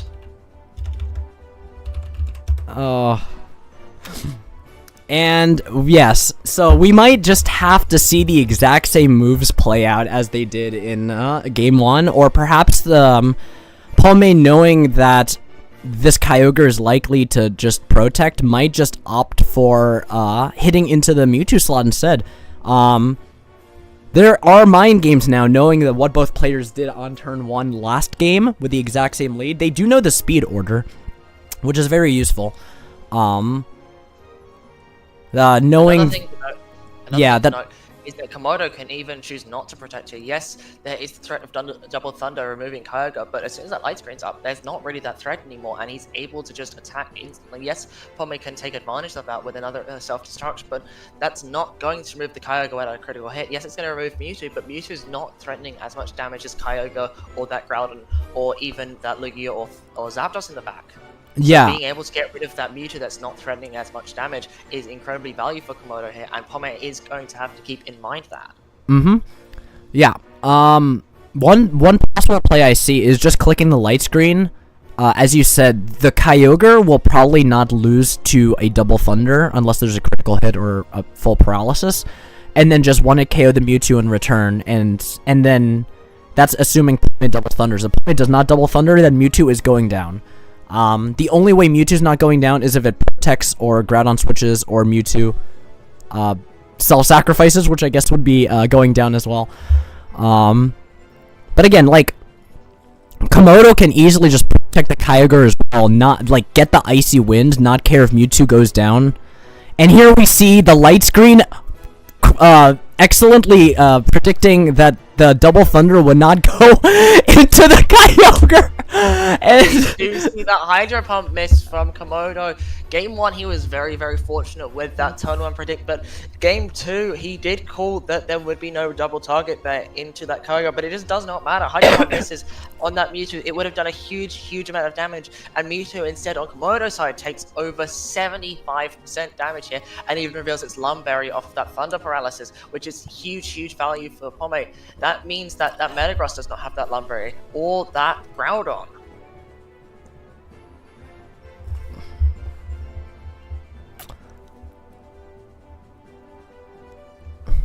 I will say, it's really amusing seeing Pome double target a Pokemon both times, and normally when you double target a Pokemon in doubles, usually it goes down if you're getting the typings right. And in both cases, Komodo just says, no, you're not going to take me out today. The game 1 was from the Protect, and then game 2, here, just this Mewtwo has so much investment into its defenses. I wonder if it even has an attacking move. We see the Protect from the Mewtwo, the Protect from the Kyogre, the Thunder, and we go for a Hydro Pump, getting the 1-hit KO on Mewtwo. Komodo correctly predicting that it's going to be a Thunder into the Mewtwo, and just takes out the opposing Mewtwo. And now, knowing usually how fast Mewtwo is, as long as it has a slight amount of investment into its speed, it should be able to get a free Icy Wind here. That Zapdos from Pome being revealed here threatens a lot of damage onto that Kyogre, even through that light screen. Stab Thunder deals so much damage in this format, and Groudon is not revealed yet. It was not brought to that Game 1, and this game it may be the exact same. Groudon was revealed from Pome in Game 1, and that Metagross is a little bit scared of it, but Lugia was taking advantage of that Groudon so much, and there's not really much that Komodo can do to stop Zapdos outside of his own Groudon, which is not going to be helpful for his Kyogre here. Yeah. With the Kyogre having just protected, I think it's really safe to say Komodo just goes for an Icy Wind, or maybe the other screen, like a Reflect. Icy Wind seals very safe here, and we just see it. Icy Wind from Mewtwo, no Protect from the Kyogre. You see the Ice Wind hit The Thunder going into the Mewtwo. Komodo is being really aggressive this game. Like, it's just calling the Thunders every single time. Pome trying to call that Protect, of course, and just failing. Komodo likely recognizes has the bulk, as we see Zapdos go down to a Hydro Pump, as Pome's Kyogre misses the Metagross there. That is really, really unfortunate for Pome. The damage on that Metagross would have been incredibly, incredibly important, as Metagross is threatening so much damage with that explosion. Clefable is not going to be able to redirect that explosion, or even the potential Earthquake, to try and save as much health as possible in the early turns. But that is so valuable for Komodo here. That is really, really nice. His Kyogre is able to threaten so much damage on both here. That Metagross is threatening that explosion. It's Meteor Mash onto that Clefable. There's just so much pressure here, and there's not much Pome can do. No, I agree. I think the big thing is that because of the Icy Wind, the Kyogre is now slower than the Metagross probably, and therefore the Metagross can just safely explode, or, assuming that the Metagross is invested to survive a Hydro Pump, can take a hit, go for Earthquake or Shadow Ball or Meteor Mash or something, and then explode the turn afterwards. We just see a Thunder and Brick Break! Brick Break is a huge Oh, that is an interesting tech.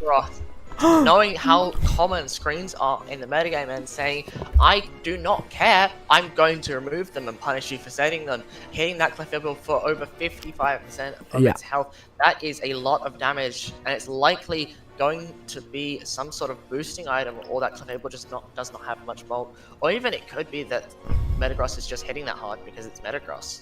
Yeah, and now Komodo is in an interesting position. If you know for sure that you want to take the risk, you can call, like, mentally, Pome's probably not going to protect Kyogre, and even if Pome protects, it's a 50-50 shot, and then Explosion just wipes off the Kyogre. Alternatively, Komodo can go for just the much safer, less likely to close the game this turn, play of just clicking Break Thunder again, where the break would remove the Clefable this turn, and then the Thunder would deal massive damage to Kyogre, and you clean the game with Zapdos, Groudon, or Lugia. I do think this game is not over. There's always the chance of full paralysis and critical hits, but I think that Komodo simply has a very weak position at this point. It is important to note, though, that Komodo's Kyogre is once again slower because of Clefable's Icy when connecting. Metagross is not affected, of course, because of that Clear Body ability, but it doesn't matter because the Protect just fails on this turn, and Pomme being hit by that Thunder, taking 80%, that is so much damage. Oh, and that's Salax being revealed, but it might not be enough here. That Metagross is full HP, that Kyogre is full HP, and both of Pomme's Pokemon are below 50 HP. Kyogre's on 10 to 15% right now itself. Yeah, like, I think Komodo just said, I don't want to risk a 50-50, and correctly, right? Like, here, Pomme also risked the 50-50. It didn't work for Pomme, but Komodo really just saying, I just want to clean the game. Clefable deals no damage. Just went for Brick Break Thunder, and this option is possible again. I think at this point, Pomme cannot avoid the fact that one Pokemon's going down. Regardless of critical hits and going first with Kyogre, either this Metagross takes out Clefable, barring a Protect, or this Kyogre takes out the Kyogre. And here we see Hydro Pump getting, not getting the KO that Metagross seems to be, calced to survive the Hydro Pump, and Komodo wins Game 2 and the match, defeating Pomme 2-0. And with that, the score is now evened up. It is now 1-1 for both teams. What would you say about that match? Overall class. Metagross was very, very valuable here. I really underestimated the value it had here, being brought to both games, and it got so much value in that game 1. It had that explosion instantly removing the Kyogre and the Mewtwo. In that game 2, it was Brick Break, threatening so much damage on that Clefable, being able to remove it instantly so that Kyogre could get so much value here. It was really, really valuable here, and of course there was the Mewtwo, of course, on Komodo's side, getting a lot of value with that Light Screen and that Icy Wind, but I would say that overall, the MVP there was that Metagross. Yeah, exactly. The Metagross did so much work, just dealing damage and then being threatening, and again, Komodo seeming to have a more defensive play. All of those Pokemon just had so much defensive investment, Pomme just couldn't break through. There was also the very unfortunate Hydro Pump miss. That is the game we play. Yeah, that was a very, very big thing. We did see that Thunder turn 1 paralysis, but of course with that Lumberry, it just didn't matter, which was a very, very nice thing for Komodo to have here. But that is the game we play, unfortunately. Hydro Pump is a risky move. You do run that risk, and you're aware of that risk as soon as you use it, and there are other options in the game as well. But of course, Hydro Pump just has that damage. It is able to threaten so many KOs or potential KOs because of its high damage, especially in the rain, and Kyogre has such high special attack that it's able to pick up a lot of those KOs. But unfortunately, Komodo's invested so much bulk onto that Metagross that he's able to just completely ignore the threat of that Hydro Pump without a critical hit. Exactly. So, again, congratulations to both players. Good game. We will be transitioning to Game 3 soon. Radio, if you'd like to go on and you have any commentary, I will be getting some water, so I'll be back in about 30 seconds or a minute. All right. I would just like to say in reference to that past match how impressive it was from the team building on both players' side. They both had such a clear vision of what they wanted to do with their teams, using the Zapdos and Rain, Clefable from Pomme, and then, of course, the amazing defensive spreads from Komodo, making such a big difference in that game. While both players did show off amazing plays in terms of their play in-game, I think that match had a large aspect of it decided in Team Builder. When you go in, when you know your calcs, when you know exactly what you're going to do with the team because you know why you were EVing it that way, that makes such a huge difference to the gameplay. All right, now we're just going to wait for Mosquito to return, and then we'll be starting with our third match of the day, Oops versus Uhoho.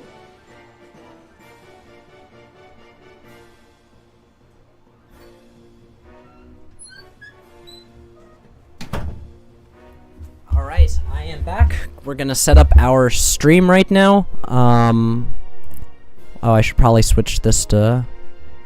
Boop. Radio back. So let's just make sure that they're starting soon.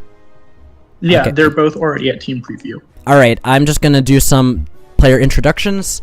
We also need to pick music. What's a good music? From XD. I'm saving Greevil and Shadow Lugia for battles 4 and 5. So, how about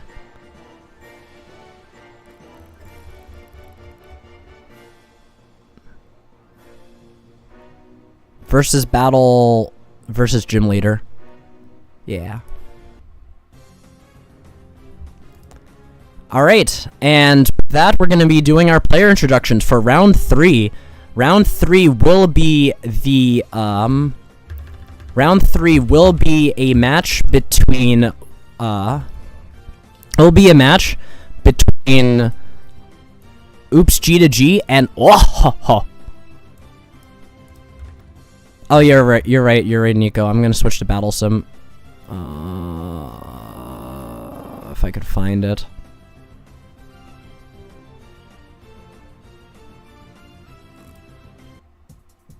There we go, Battle Sim. So, our round 3 match is gonna be between Oops G to G and I really love great sense of humor, fantastic username. This is Ohoho is a Japanese player from the Kansai region, near Osaka and Kyoto. Hosted the Kansai Emerald off and the Lost Generation off. Also hosted the Attican off. Participated in the Attican off. 6-3 singles. In the 6-3 singles tournament, got 3rd place. Ohoho is also the best 2005 player in Japan right now.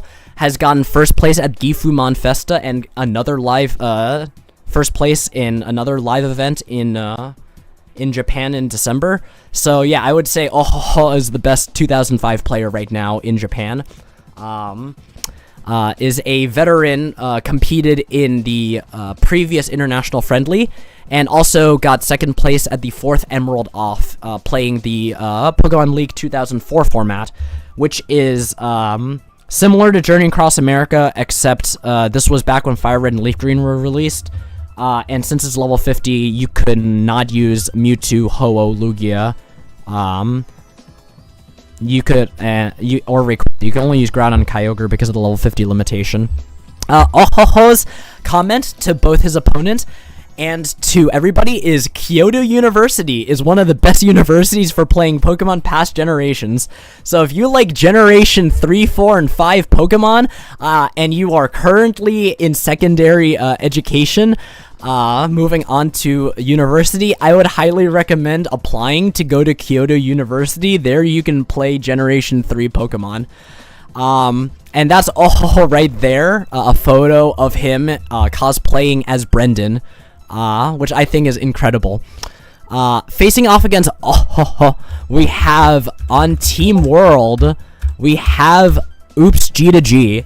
That's not Oops in real life, that's I think Jim Carrey. But Oops G to G is the admin for the Poketopia Discord. It's a server dedicated to Generation 4 and 5 VGC. Oops is very committed to both of these generations in as well as playing Generation 3, is very committed to Gen 4 and Gen 5. Playing VGC 2009, 2010, 2013, and 5th Generation GS Cup. Has, of course, gotten 5th place at our recent 3rd Generation GS Cup tournament, but more notably has won 3 Generation 5 tournaments so far. In VGC 2013 and 5th Generation GS Cup, and also won in the Poke Classic Network, a community, a large community dedicated towards playing Gen 4 and Gen 5 Wi-Fi. Last summer managed to get 1st place in the VGC 2013 tournament. So a very skilled player at Generation 5, and some of it seems to carry over into Generation 3. Oops' comment to everybody, especially his opponent, is please use Protect. So, you have to know now, it's on you. You gotta click Protect. And with that, we are going to transition to the battle. and I will tell the players that they can start. Well, let's read the Pokemon first. So, Radio, what do we have on both sides?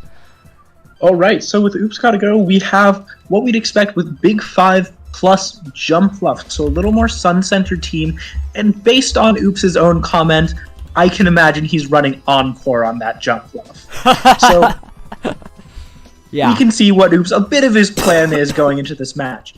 Ooh-ho-ho, we actually see the exact same team that Motorhead was running in Game 1, a Team World member. Now, likely there's significant divergence in the sets that they're running, but very interesting to see the same 6 occurring for 2 players on opposite teams. He obviously is running the Ludicolo, so a little bit more rain-oriented, so we're going to see actually an interesting match of rain versus sun here. Yeah. So with Ludicolo, Kyogre, Groudon, Lugia, Latias, and Mewtwo, it's looking to be a battle of the weather between both players. Are you ready to start, Radio? Ready to count down? I am so ready. All right, let's begin our battle in 5, 5, 4, 3, 2, 2, 1. Let's battle! All right, so let's see. Possibly need another moment before they get fully through their team preview, but I'll be very interested to see what they lead, because obviously we can see what we might expect in a hardcore sun or rain lead, in which case it will be determined by the speeds that they are running on their various Kyogres and Groudons. Yeah, and we've got the battle starting right now. Oops leading with the very safe Lugia Mewtwo lead, and leading with a rain lead. Let's go! Yeah, so we're seeing the hardcore rain lead, Ludicolo versus Kyogre, which you've probably seen many times in your own life, versus bit bulkier, bit more safe lead coming from the Lugia and the Mewtwo. So the question here, though, might be which of these Mons are running Reflect or Screens, because the major way to try and slow down that rain mode is either to use your Sun mode or to set up Light Screen. Otherwise, there may just be more damage than Oops can deal with if he does not get a screen up. Exactly. Like, just having the speed advantage is enormous. An enormous advantage for so yeah, obviously the Kyogre is still probably slower than the Lugia and Mewtwo, but one of the moves we see most commonly on Ludicolo is that Icy Wind. So if the Ludicolo can get an Icy Wind on a turn that the Kyogre protects, it can put that Kyogre into the speed advantage itself.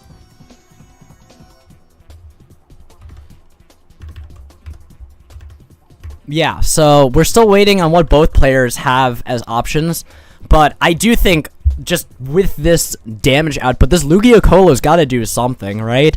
It's it is important to note, one of the beautiful things about Lugia in this format is that it stops Ludicolo from becoming the best Pokemon in the format simply because of Aeroblast. Ludicolo being very fast, resisting water, resisting ground, taking little damage from Mewtwo, generally has a favorable matchup versus most of the restricteds. However, we discovered in modern days, whereas Ludicolo was very popular in 2006, the actual Journey Across America, we discovered that all you have to do is click Aeroblast, and then Ludicolo faints. So Lugia has not only the niche of a million support moves and ground immunity, it also one-shots Ludicolo, which is very useful. Alright, so we do see that Ludicolo reveal the Icy Wind, and the Kyogre go for Thunder, but Oops, just playing it safe for the fear of Fake Out, goes for the Double Protect. Very smart, just see what the opponent's going to do. Though, of course, if someone is running something like Calm Mind, that Double Protect can be a bit dangerous. Yes. So I think Oops may have just been predicting a Fake Out here, and doesn't care, just goes for Icy Wind, so that way, presumably the turn afterwards, the Mewtwo is now vulnerable to a Hydro Pump, one-hit KO. So, exciting. Yeah, a bit vulnerable, but I think just a generally smart play from Oops. See what the opponent's likely to do, what they're trying to go for. We saw the Thunder go into the Lugia immediately, so likely trying to get it before it can do anything like set a screen or get rid of that Ludicolo. Yeah. And here we see the Mewtwo going for a Fast Thunder, gets a Paralysis, and Lumberry's revealed on Ohoho's side, and oops! Oops probably didn't know there was a Lumberry, but the Thunder Paralysis allows Oops to safely... Oh, Wasso's in the chat.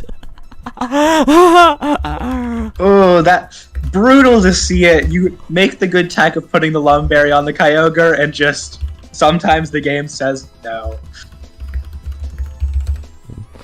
Oh my goodness, yeah, so there's not much Ohoho can do there. The Lumberry was definitely equipped and to deal with situations like this. And it simply does not matter 30% of the time. You get the paralysis 100% of the time.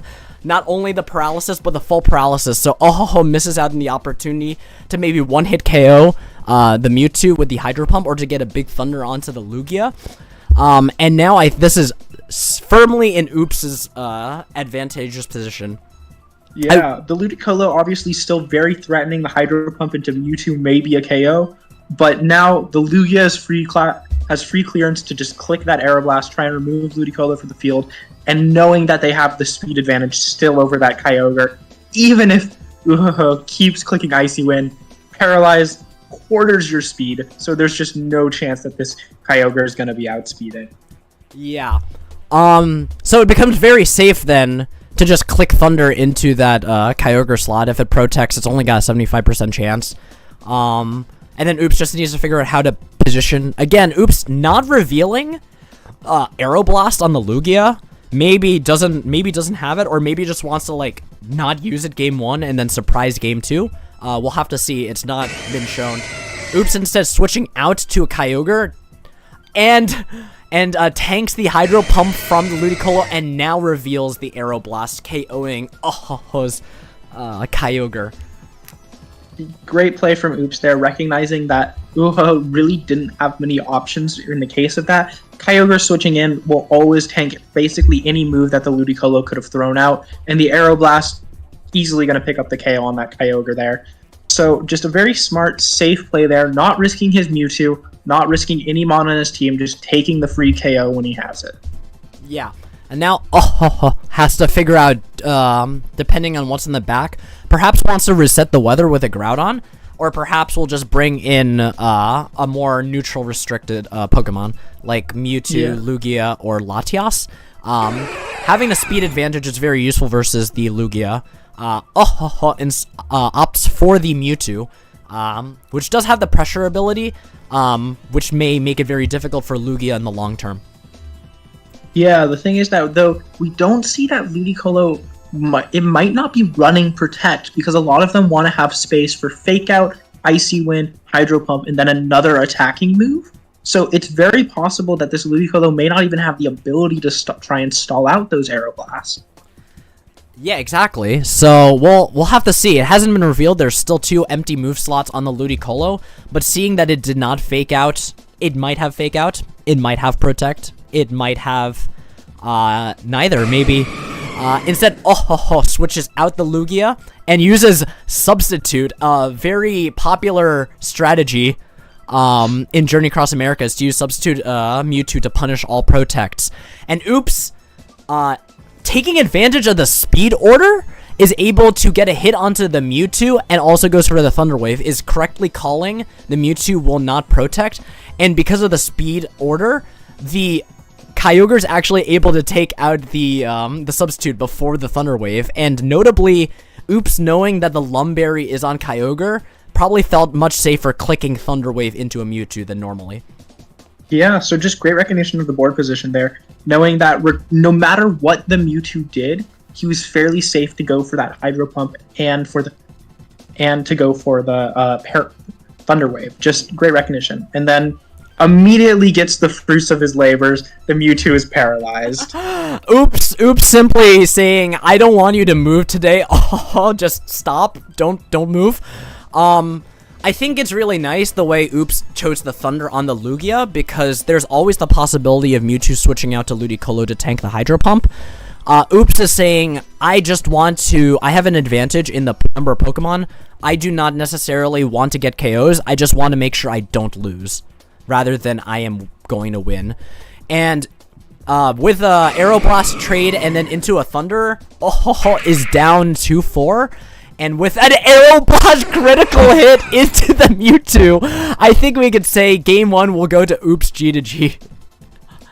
Yeah, definitely a bit of favorable luck there, but just great use of all of the tools that he had. Recognized, I know the Lumberry's not there anymore, I know what my speeds are.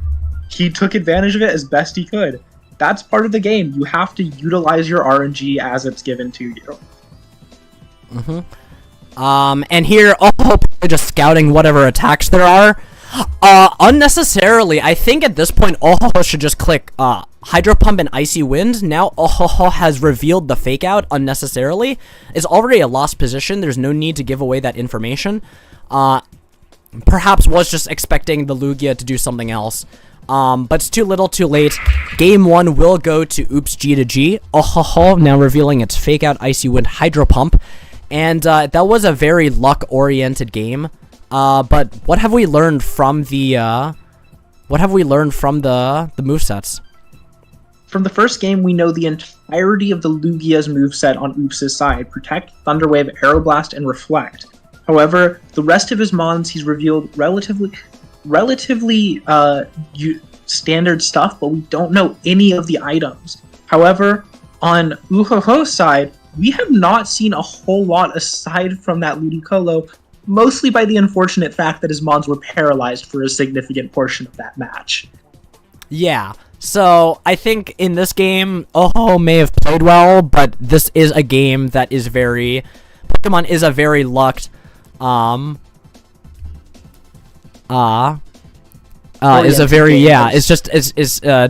to deal with a lot of luck. Yeah, I do think in that endgame, though, as you said, with revealing the Fake Out, not the best decision on Hugo's part, and then also going for the Hydro Pump, I think, was not a great decision, because now Oops knows for a fact that the Hydro Pump without crits is not a 2-hit KO on the Lugia. So I think revealing the EV, a little bit about the investment there. So now Uho's revealed to Oops a bit more of what the damage that the Ludicolo can do. I think he possibly could have just gone for Icy Wind in that endgame, tried not to reveal any particular calcs. But unfortunately, that's how it went. So now Oops, I think, has a bit more of the informational advantage, though obviously he doesn't know a ton about Uhoho's team because he didn't get to see many of the moves or items ever have a chance to go on. Yeah, so we'll just see how both players adjust. We are seeing in the YouTube chat, everybody is commenting that Team Japan seems not to bring Snorlax, where Snorlax has been proven time and time again to be one of the strongest Pokemon in all of Journey Across America.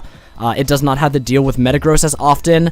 Body Slam Paralysis is very scary, especially after a Quick Claw, and Self-Destruct, in most cases, Restricteds have an advantage over regular Pokemon because of the higher base stats. But in this case, Snorlax Self-Destruct simply says, I don't care that you are a literal deity, I am going to explode, and I'm going to say goodbye. Yeah, and I believe you were sharing some usage stats a little bit a while ago from one of the Japanese in-person tournaments, where we also saw that Snorlax was in relatively low usage there. So a continuing trend for Team Japan, both here and in some of their own in-person tournaments, that Snorlax just isn't respected as much. Yeah.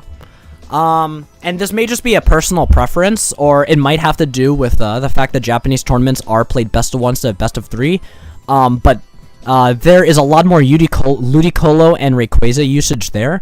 And Ludicolo is a Pokemon I respect.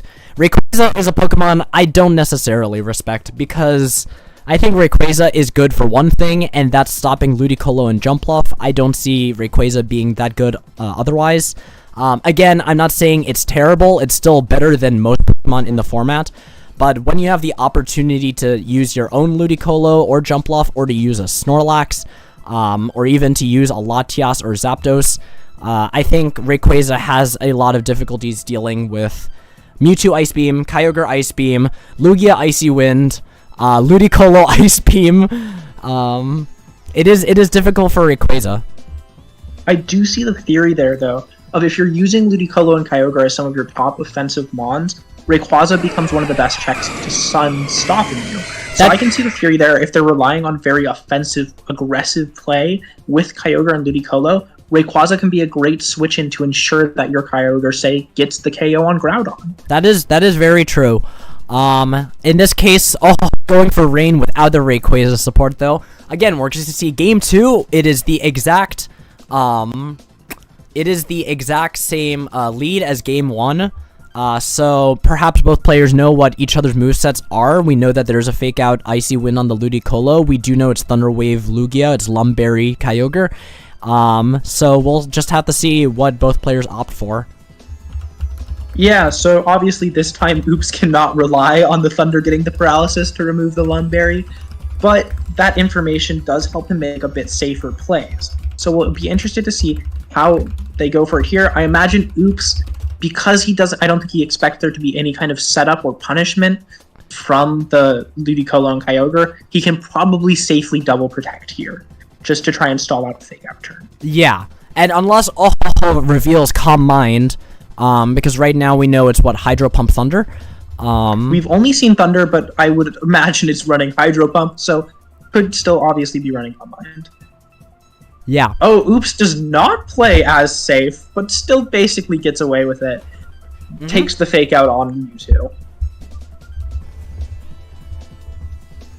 So, not a whole lot revealed there. Obviously, Mewtwo takes a little bit of chip, which may or may not matter for any particular calcs. I can imagine it might matter for a Ludicolo Hydro Pump, but for mostly we kind of enter in turn 2 in a very similar position to turn 2 of the last game. Mm-hmm. Not much has happened. Yeah, not much has happened. Will play it out. Exactly. But again, knowing from game 1, has to respect the Lugia one-shotting the Ludicolo.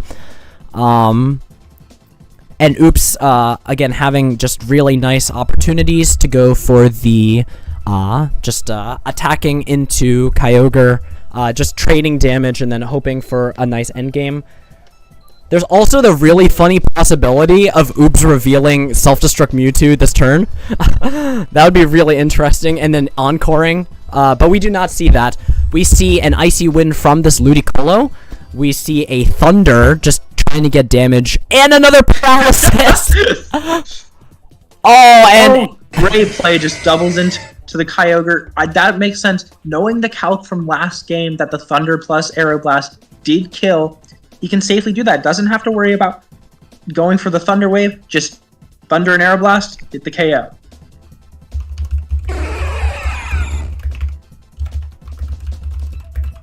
I do think relatively good setup here, though, from Uhoho. Had to kind of cut his losses by getting that Icy Wind off to put himself in a better position. But honestly, still very rough. Losing that Kyogre without it being able to do anything on the field is extremely bad, because you've lost basically your strongest Pokemon that can do anything in rain. Yeah. Well, with the Kyogre taken out, the damage output from Uhoho's team is a lot lower. Yes, the Ludicolo still has a Hydro Pump. That might be a problem if Oops has a Groudon in the back. And since both of these are specially oriented, Snorlax actually does have a huge advantage versus these two. And instead, Oops switches not to Snorlax or to Groudon, but to Kyogre, tanks that Hydro Pump, and just goes for an Aeroblast, probably just trying to get damage. And the Substitute's great. Yeah, Substitute covers that pretty well, but Oops basically gets a free Kyogre switch in there. I'm going to guess that the Kyogre probably can live a single Thunder from the Mewtwo at this range, but any kind of double up from the Ludicolo will probably take it out, which would unfortunately leave the Lugia to probably get a KO here. So yeah, it's just really tough for Uhoho. Like, if Oops is scared and protects, then Uhoho can punish with a Substitute. But otherwise, just this Lugia is in a commanding position over this Ludicolo. Yeah, and I mean, Oops, he doesn't have really a lot of reason to try and protect here. There's the threat of self-destruct from the Mewtwo, but I'm going to be real, I think Substitute and self-destruct on the same set would be incredibly surprising. Oh, and here, just makes a very aggressive play, doubles into the Lugia, just saying, I want to even out the Pokemon. But oops, not falling for any threats of thunder or anything, just says, I will trade. I will gladly trade. And they both trade, and is still down a Pokemon. And we see the Snorlax, the scary, the last member of the Big Five of Journey Across America, where Journey Across America is dominated by 4 super powerful legendaries and, like, this really fat cat. Hey, fat cat versus God. I'm betting on the fat cat. Yeah, if the fat cat can explode. Yeah, and so what we see here is that should it be carrying self-destruct? It's in a really good position to do so. I don't think even a double up is going to kill that Snorlax, barring a crit. So what we see here is Oops probably has a safe protect on Kyogre and self-destruct with Snorlax if he wants it.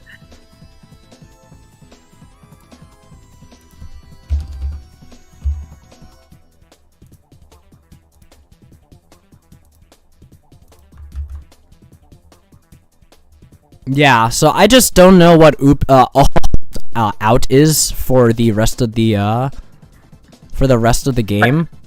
It's looking really difficult. The only out I could possibly see is if he suddenly reveals Protect on both Mons and calls Oops going for self-destruct with the Snorlax, or he gets a bunch of lucky crits. Outside of that, I think this is an incredibly rough position. There we go. Oh my goodness. Crits are the way sometimes. Crits are the way, crits are the way, crits are the way. Like, when you still have an opportunity, it is not 0%, you just try to find an out, and did it. Critical hit. Sorry, Snorlax, we thought you were gonna do something crazy, you did not, but it's fine. The game is now evened out, it is now 2-2 for both players. Yeah, 2-2, but again, Oops, that Kyogre is still really, really hard to remove. Obviously, we haven't seen the 4th move revealed on the Ludicolo yet, but so far it hasn't. It and the Lugia haven't demonstrated any way to quickly remove that Kyogre. On the other hand, Ludicolo and Lugia are no slouches in bulk, and it's very possible that they can simply outbulk to live through this endgame. Exactly. So while Aeroblast may not immediately remove the Kyogre, if is just clicking Aeroblast like 3 times and like gets a 1 KO on the Mewtwo here, might just win game 2. Yeah. The one consideration here though is that the Aeroblast is currently under pressure. So with the right protects, it's entirely possible that the Lugia runs out of Aeroblast. Yeah, so perhaps, I haven't been counting, I don't think it's used Aeroblast yet, right, the Lugia?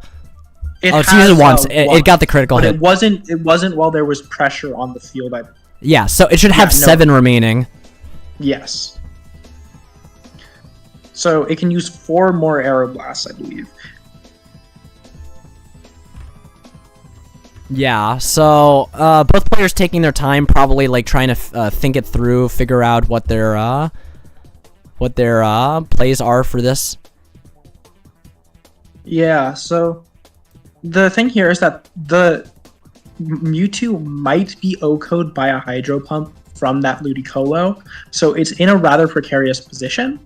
But if you we see the Giga Drain revealed, and the self-destruct. So this Ludicolo did in fact have a way to deal with one has a way to deal with the Kyogre, but secondly, like for 5 turns, I think, and just miss Aeroblast. If it was a critical hit, maybe that would have won a game for but instead. Yeah, that miss was crucial. Oops there at the end, calling that there was a tech not revealed on the Ludicolo, and just goes for the self-destruct that he had not revealed on his Mewtwo. Yeah, and so yeah, with the self-destruct followed by a very possibly critical, depending, because I think critical hit Aeroblast might KO here. A crucial miss. Oops, G2G beats 2-0, and the score is now 2-1 for Team World. Honestly, exciting for exciting times radio. Yeah, I thought that was a great game to see. Obviously, game one, probably a bit more decided by luck than anyone really wants to see. But I think in that game two, both players revealed how well they had done with their team building, the techs that they had on their team, and just great, solid play. Yeah. So, congratulations to both Oops and to Oops and Oh. It's such a hard name to pronounce because it's not like oh ho ho, it's oh ho ho, like you're laughing. Again, thank you to both players for competing and showing off your teams. We really do appreciate that everybody involved has been playing the Journey Across America metagame. And with that, we will be going on to match 4. I don't know what's Yemi's user. Oh, New Jack Swing. Yeah. And what's Kaga? Sesaragi. 3721. I think that's not Waso. I think that's yeah. Let me just double check. But yeah, it's been great. It's been great. Yeah, I've just been amazed with both the level of team building and great plays from both sides. Both teams revealing both in their EV choices and moveset choices, and especially in playing a CTS format, making those conscious decisions to withhold information as long as possible until it can make the most difference in a map. Obviously, in that last game, we see that the Ludicolo did not realize it had Giga Drain until the last move of game 2. So just great plays, even recognizing if you're losing the first game, that withholding information can be incredibly important for the rest of the set. So just great job from both players on building their teams in such a way that they have those techs and then withholding them to make sure that it gets the most value in the match.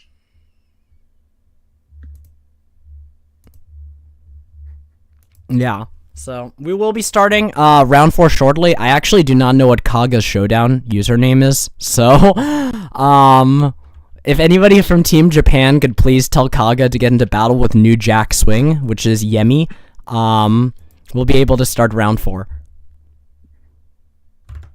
Let's just make sure that while that's happening, I'm gonna go fix this this overlay.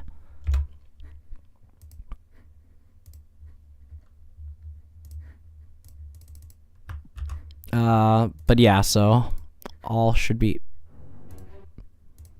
well.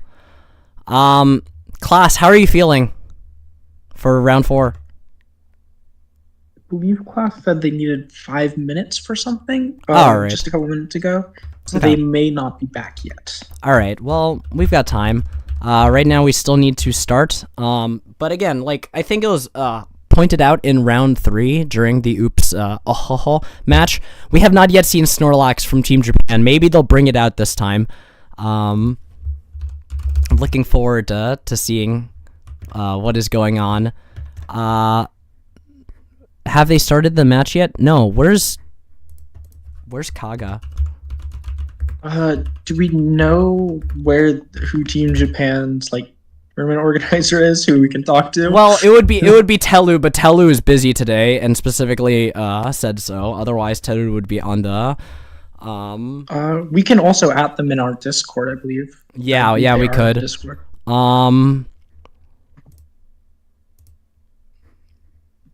Okay. Oh, it's Misho Mai. Oh, okay. Thank you. Okay, so Misho Mai. Okay.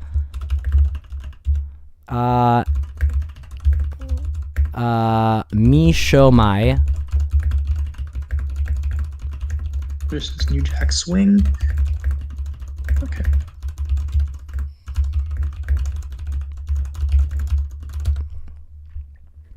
All right. It's exciting.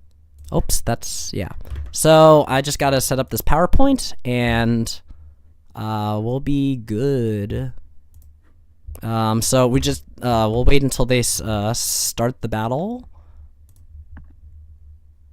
Or we could actually do introductions right now. Yeah, I think good use of the time. Yeah. So I'm gonna transition to the PowerPoint. F5 to the PowerPoint. Transition. All right. for round 4, this feels really weird on music. For round 4, oh my goodness. For round 4, we have our pairing, which is Yemi versus Kaga. It's gonna be an exciting round 4. Currently, Team World is up 2-1, and we'll see if Yemi can win it for Team World, or if Kaga is gonna bring it, is going to even the score. To introduce our players, we have Kaga, who is who got first place at the Toksan off, a 6-3 singles tournament, live tournament in Japan. And Kaga has this to say to everybody: I came here to experience the difference between Japanese and foreign environments. We will see how that goes on. We've already seen how how Rayquaza, Ludicolo, and Snorlax differs between both communities, and we'll have to see what Kaga has to introduce on his team. Facing off against Kaga is Yemi. Now, Yemi joined our server last year, but didn't actually do anything until December when we made the calling for players for Team World. So this is actually her very first event. She has not competed in any Generation 3 tournaments. And she hasn't competed in any Ori Cups or anything, and she just said, I want to join the team, and she was picked for Team World by Team Captain Noodle. So this is her very first event, but don't let it fool you. Just because she may not have the tournament experience, that does not mean she's not a great player. I have played her in Journey Across America 2006, and she is 2-1 against me right now. So definitely a strong Journey Across America player, and we can see some exciting things from her. And what she has to say for everybody is absent and present is the opponent who uses self-destruct. Exciting time for everybody. And we are still waiting for Kaga and Yemi to start their battle. So everybody just give us a moment, but I hope you're all having a great day, whether it's middle of the day, in the afternoon, or in the evening, celebrating this wonderful format called Journey Across America 2006, one of the highlights of Generation 3 history. And we have our match ready, so I will transition to our fourth match. Are you ready? Klaas, are you there? If Klaas is not there, then radio will be... Alright, Klaas, are you ready? Are you ready to commentate? Yes, I am. Alright, let's reveal what the fourth Pokemon, the 6 Pokemon are on either team. What do you see on your screen? So we have, can we have the introductions for both players? Because we already did it. No, I don't know who. New Jack Swing is Yemi, and Misho Mai is Kaga. Okay, on Yemi's side, we have Jumpluff, Mewtwo, Groudon, Mischievous, Executor, and Kyogre here, whereas, I just got back. Yeah, no worries. Kaga. Kaga, with Mewtwo, Lugia, Groudon, Zapdos, Ludicolo, and Ho. A big thing to note here is that Kaga has got the Ludicolo without that Kyogre support, so it is purely here just to support in that rain matchup with Kyogre being so common, knowing that Kyogre is going to be on most, if not all, opposing teams, so they have decided that it's not worth setting up their own rain if it's going to be set up anyway. Another thing to note here is that Mischievous on Yemi's side is not a common mon at all. It is very rarely seen, if seen at all, in every single format. And seeing it here is really, really interesting. It does have that Perish song, of course, but it's not a Pokemon that does a lot of damage or even has much bulk. So it's interesting to see what it does here. Yeah. We're going to count down since I know players may take a little bit longer. So are you ready to do the countdown, class? I am. Alright, let's begin our battle in 5, 4, 3, 2, 1. Let's battle! And by battle, I mean check your team and figure out your team preview matchups. Give me a moment, I'll be back. If you want to make any more commentary on the teams, I'll be back in about 30 seconds. which I shall. The Executor here is another thing to bring up. Executor is another Pokemon which is not seen commonly. It is very nice here. It's got a lot of damage that can do, and Chlorophyll means that it will be outspeeding that Mewtwo here. But, of course, it is reliant on that Sun. And, of course, both people have that. Both trainers have that Sun here. We do see Yemi bringing out the Groudon and the Executor on lead here versus the double Psychic restricted core here. Of course, with Kaga trying to get up those screens early and threatening the Executor with that Aero Blast. But Yemi knowing that and deciding that it's still not a danger here, knowing how threatening screens are if they go up.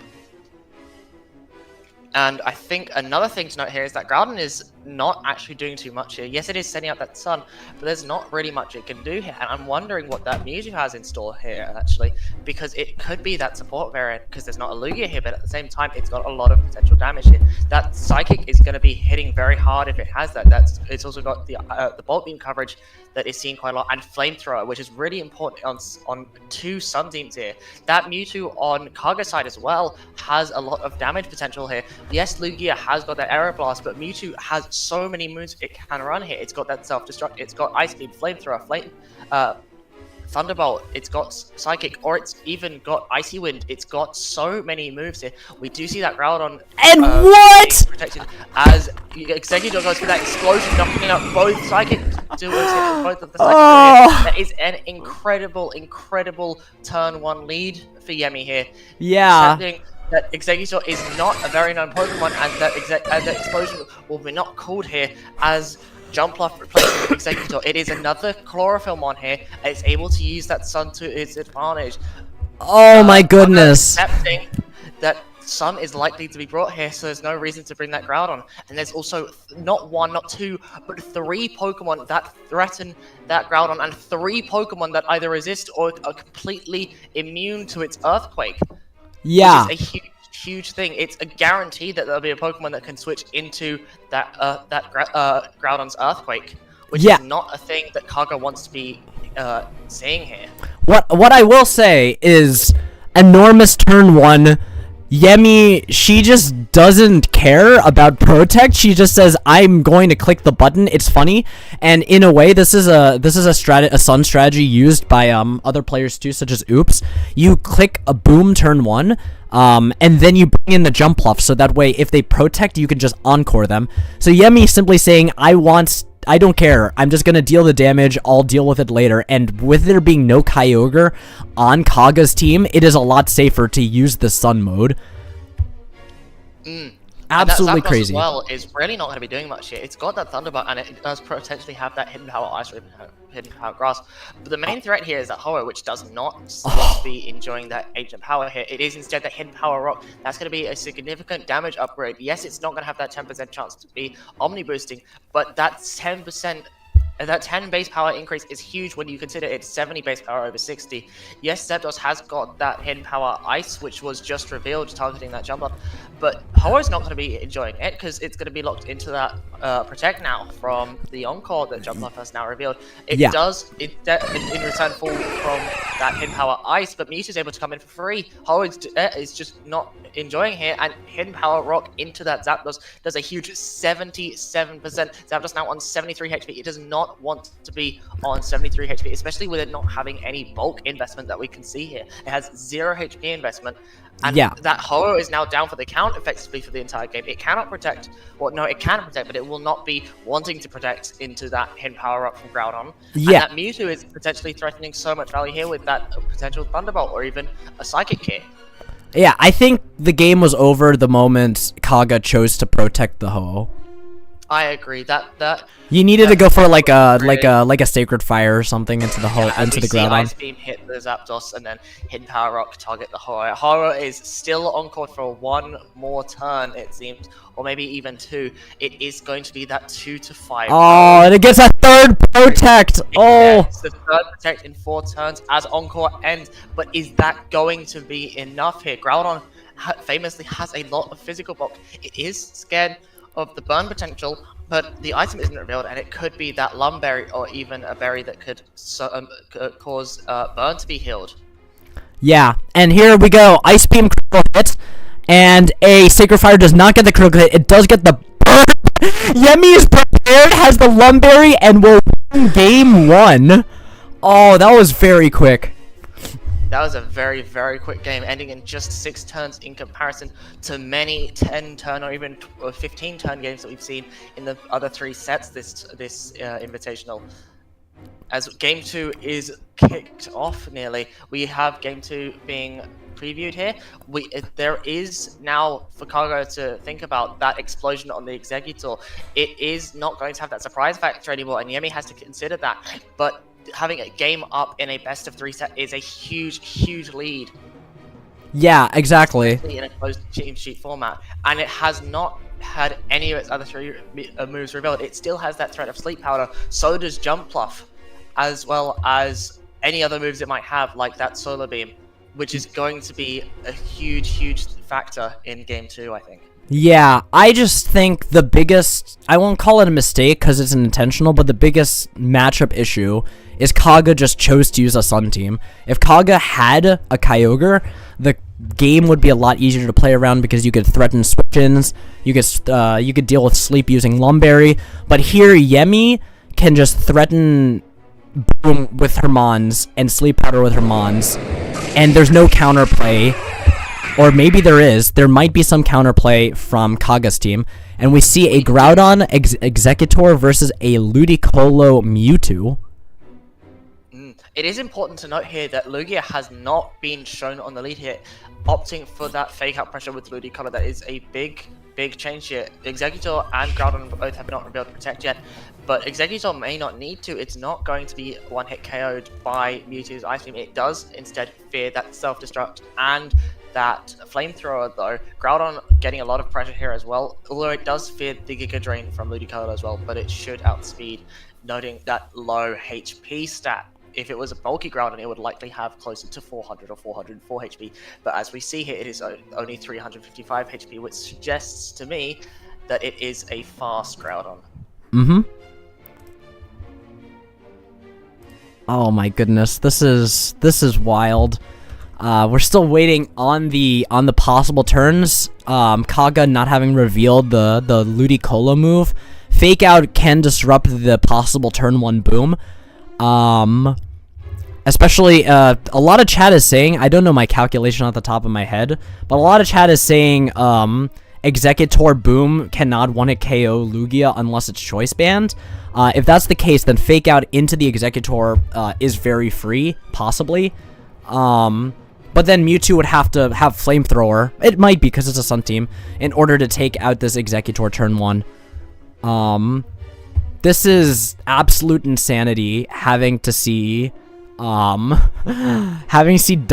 the double Sun and the Mischievous in the back, just going all in on the self-destruct mode, and it's working. As we see Groudon going for that Protect turn 1, with Yemi trying to get that Boom turn 1 again, but we do see that Fake Out and Ice Beam here. Executor living, but it is now only below 10% health. It does not want to be below 10% health, especially with a Groudon that can no longer protect. And Mischievous was not seen game 1 at all. It was left behind with that Kyogre, so there is potentially now that dilemma of, do you click Explosion noting that Groudon may fall here, or do you just accept the fact that Executor cannot explode without risking Groudon and go for a different move and accept the fact that Executor has not got as much value as it may have wanted to. Exactly. So, I mean, there's always the possibility of a Mischievous in the back and switching out Groudon and just clicking Explosion anyway. But in this case, if that's not the case, the Executor probably just clicks other moves like Sleep Powder. Try to scout which Pokemon on Kaga's team has the Lumberry. And if it's not, I don't think Solar Beam's going to deal decent damage, but it's a Mewtwo, it's a Ludicolo, they have high bulk. They could probably get away with just doubling into the Groudon or something.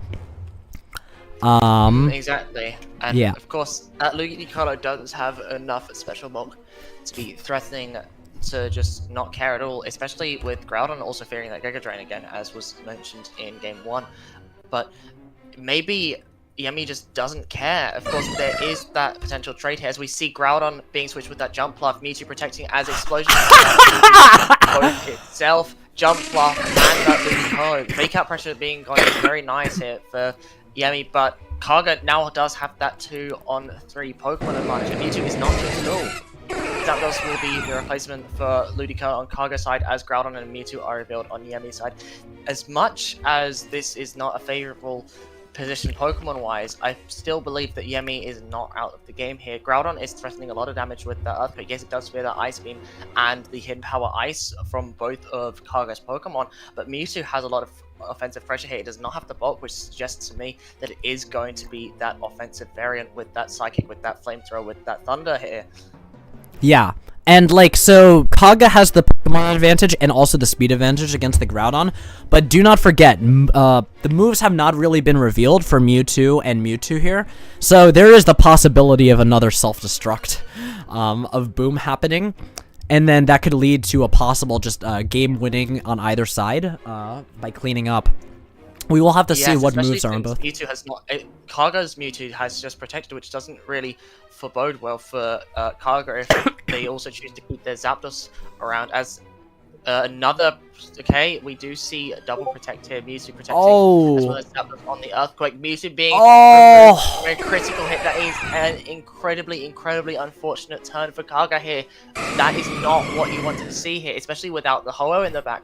Lugia is revealed as that 4th Pokemon, with Kaga making the switch from Ho-Oh to Zapdos, or Ludicolo rather, noting that as much as Ho-Oh is going to be threatening a lot of damage here with Sacred Fire, it does not enjoy that hidden power from Groudon. Yeah, so just the fact that it's Hidden Power Rock instead of Hidden Power Ghost is really rough for Kaga. Even if Kaga removes the Mewtwo right now, the Groudon versus these Flying Weak Pokemon, Yemi is just in a very advantageous position. Yeah, especially since Mewtwo has not revealed what it has on its set yet. It has a lot of potential here. Groudon has not protected as well, and Zapdos has just protected itself. So what we may see here is an explosion from Mewtwo. Yemi doesn't care. Lugia lives the explosion thanks to its gargantuan bulk, but Zapdos goes down. It cannot survive that self-destruct, and Groudon here has that matchup advantage. It can take that Aeroblast really well, as we see Hidden Power Rock in return, KOing Lugia. That is 2-0 to Yemi. That is a huge self-destruct here, allowing Yemi to get that win. That was incredibly well played by them, bringing the double grass chlorophyll core here, knowing how uncommon it is, how unlikely it is for that to be prepared for. And although that crit did matter a lot in this game, that self-destruct play was so valuable. Oh my goodness. And yeah, just Yemi making some very aggressive plays manages to close out that game 2 and the set. And with a 3-1 score, Team World has won the exhibition, but we will still play match 5, both to highlight the teams and out of respect for the participants. So, again, thank you to both Kaga and Yemi for playing out their matches, and a special shout out to Yemi for just highlighting a very interesting team composition. I did not expect Executor to be used. Usually I would expect what's the name? Shiftry instead. So it has been fun, and we will be doing our match 5 shortly, but class, were you really excited to be able to commentate that set? I was almost unable to because of some family matters, but that was a really fun set to watch. That was a really fun set to commentate, and I did not expect to see Jumpluff, Executor, Mischievous of all Pokemon here.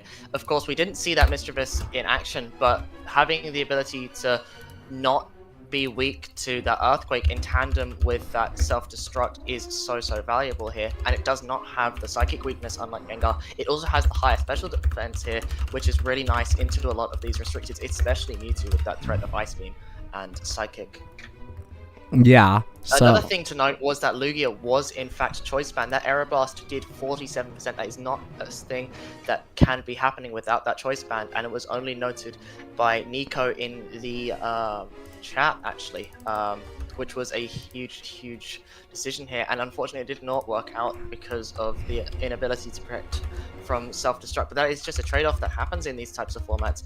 It is unfortunately just how it goes sometimes, and as much as the damage from Aeroblast is really, really nice. It is that trade-off of never being able to protect against that self-destruct or explosion, which Yemi had not one but two of here. All right, we have one more battle going on. It is going to be Akiak versus Waso. Let's just we will be doing our introduction soon. Radio, are you ready for match 5? I am. All right, Radio. We're just getting everything set up shortly. Thank you, Klaus, for commentating that crazy set 4. Let's see if have they started the match yet? No, I don't believe Akiak is on the server right now. Someone tell Akiak in Team World. Can someone on Team World tell Akiak to get back onto Dawn? Okay, there we go. Akiak's back. Oh, there we go. Okay, we will not start the battle, but we will do the player introductions first. So we're gonna go. The battle will be on Dawn. Anybody who's currently on the Dawn server can see. We will do the introduction of both players, though. Back to our PowerPoint for our final match of the international friendly. So, our final match is between Akiak and Waso. And to introduce, begin with Waso, who is a member, a member of Team Japan. Placed 5th place at the 10th co-op in 6-3 singles format for Generation 3, and Waso just has one sentence to say to Akiak, which is, please lose. And to introduce our final member of Team World, we have Akiak, who is one of the 3 admins of the Ori Coliseum Discord. He is, in fact, the one who founded the Discord server. And the reason why we're all here today is because we now have a community of, just as of now, 700 members interested in Generation 3 VGC style battles. Akiak is the one who started all of it, really wanted to do Gen 3 VGC, did not know about the Japanese format of PL 2005, found Ori Coliseum in Pokemon XD, and founded our server. Akiak, in addition to being admin, also plays regularly, got 1st place at the Temple of Ra Cross Ori Coliseum tournament, and got 2nd place in Ori Cup 3. Akiak's comment to Waso, please don't protect, which means I think we can expect some form of aggressive play here, maybe booms or something.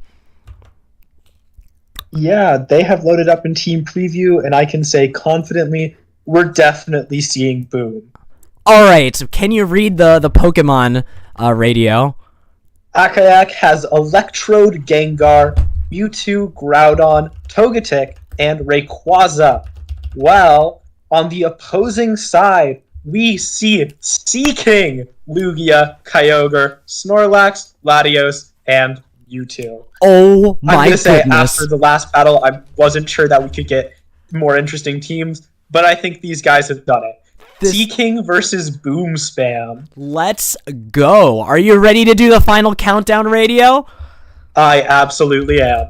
All right, let's begin our battle in 5, 5, 4, 3, 3, 2, 1. 1. Let's battle! Okay, so obviously, as I mentioned before, Akiak is using Boom Spam. Electrode, Gengar, and Mewtwo are basically the fastest Boom users in the format. So most likely here, we're going to be seeing a lot of Explosion, as well using things like Gengar that is immune to Explosion itself, and Togetic to help redirect to safely go for your attacks. A very interesting composition. On the opposing side, we see Seaking, a Swift Swim user, the one that we don't commonly see. Usually it's Ludicolo that we'd expect as the Swift Swim user to work with Kyogre. But we also can see that Akiak has both Groudon and Rayquaza, the best ways to shut down Kyogre and any Swift Swim user. So, looking at it from matchup, I think Akayak has a bit of a matchup advantage into a team that is relying on Rain a little bit more. Yeah. I just want to know why Sea King is justified over literally any other Swift user. I think it gets Horn Drill. That might be the play. Alright, so we see basically the leads representing these two teams, the Sea King Swift Swim lead, and then of course a Boom lead. Mewtwo can boom safely next to Gengar, or Gengar can boom as well. So, very 50-50 heavy matchups here. I don't think either one of these can eat a Hydro Pump, but I don't think either of the mons of the opposing side can eat a Self-Destruct. So, be interesting to see what the calls are here. Sea King, as a water type, should have access to water moves, obviously. I don't even know if it gets Hydro Pump. I've never used a Sea King in my life. It does not get Lightning Rod, it gets Swift Swim in this generation. I do know it gets Horn Drill, and it might get Mega Horn. I'm not so sure. I don't know what it's gonna do. But in terms of Kyogre, if this Kyogre is not checked immediately, we're going to see a KO, a one-hit KO here. Kyogre threatens one-hit KO on both Mewtwo and Gengar. And it does get Mega Horn as well. It does get Ice Beam as well as a major coverage move. Alright. And what's its base special attack? Its base special attack is 65. Okay, that's terrible. What's its base attack? Its base attack is 92. So it can at least do that. Wait! That's a bad Pokemon! The thing I could see here, though, is that if it is running Mega Horn, it probably can OHKO Mewtwo. Just because it's 120 BP, right? Yeah. I imagine it can OHKO Mewtwo with Mega Horn, but I'm honestly not sure if it could kill, like, Gengar with Hydro Pump. Oh my goodness.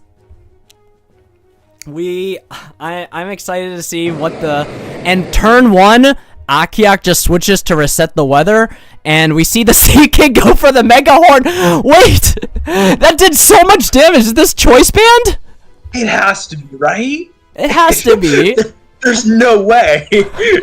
Akiak doesn't go for Boom Strat, just goes for the Self-Swagger onto the ground on both canceling the weather, and, yeah, if this Groudon is fast, it's a great play because it can presumably get 2 KOs here. But if not, the Sea King and Kyogre might be able to double into it.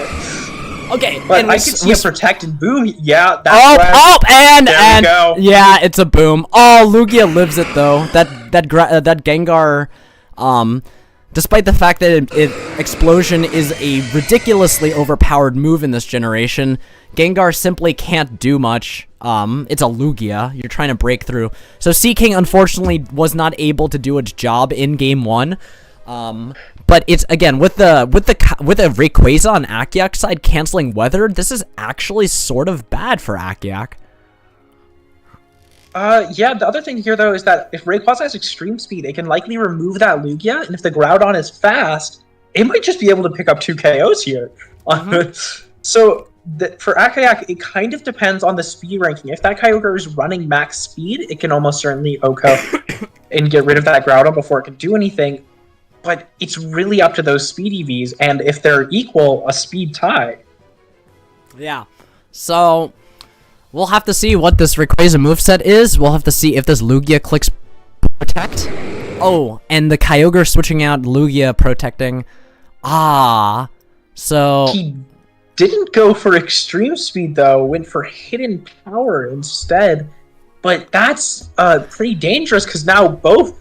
he's underspeeding both Latios and Lugia. So he's actually in a really dangerous position here now. Yeah, like, there is the possibility, one, if Ice Beam hits into the Rayquaza and one-hit KOs it, if it has Ice Beam instead of Dragon Claw, Groudon's forced to now target its own partner. Second, this Ice Beam might pick up the KO on the Groudon, depending on the Eevee investment. Yeah, so very rough position for Akiak here. He's just heavily threatened on both Mons, and the Groudon presumably is running some kind of Rock-type moves to be able to hit the opposing Mons, but he can kill Lugia, but the Latios, I imagine, will live any hit. Yeah, so having just protected, Waso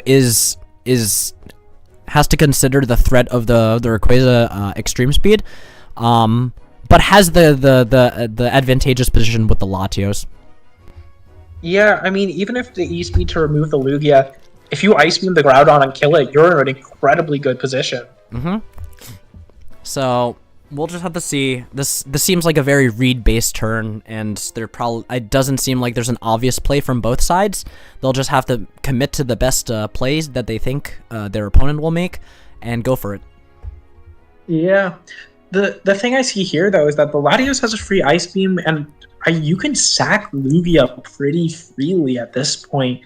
Because once you remove the Groudon, I imagine Latios and Kyogre can pretty much clean up the endgame.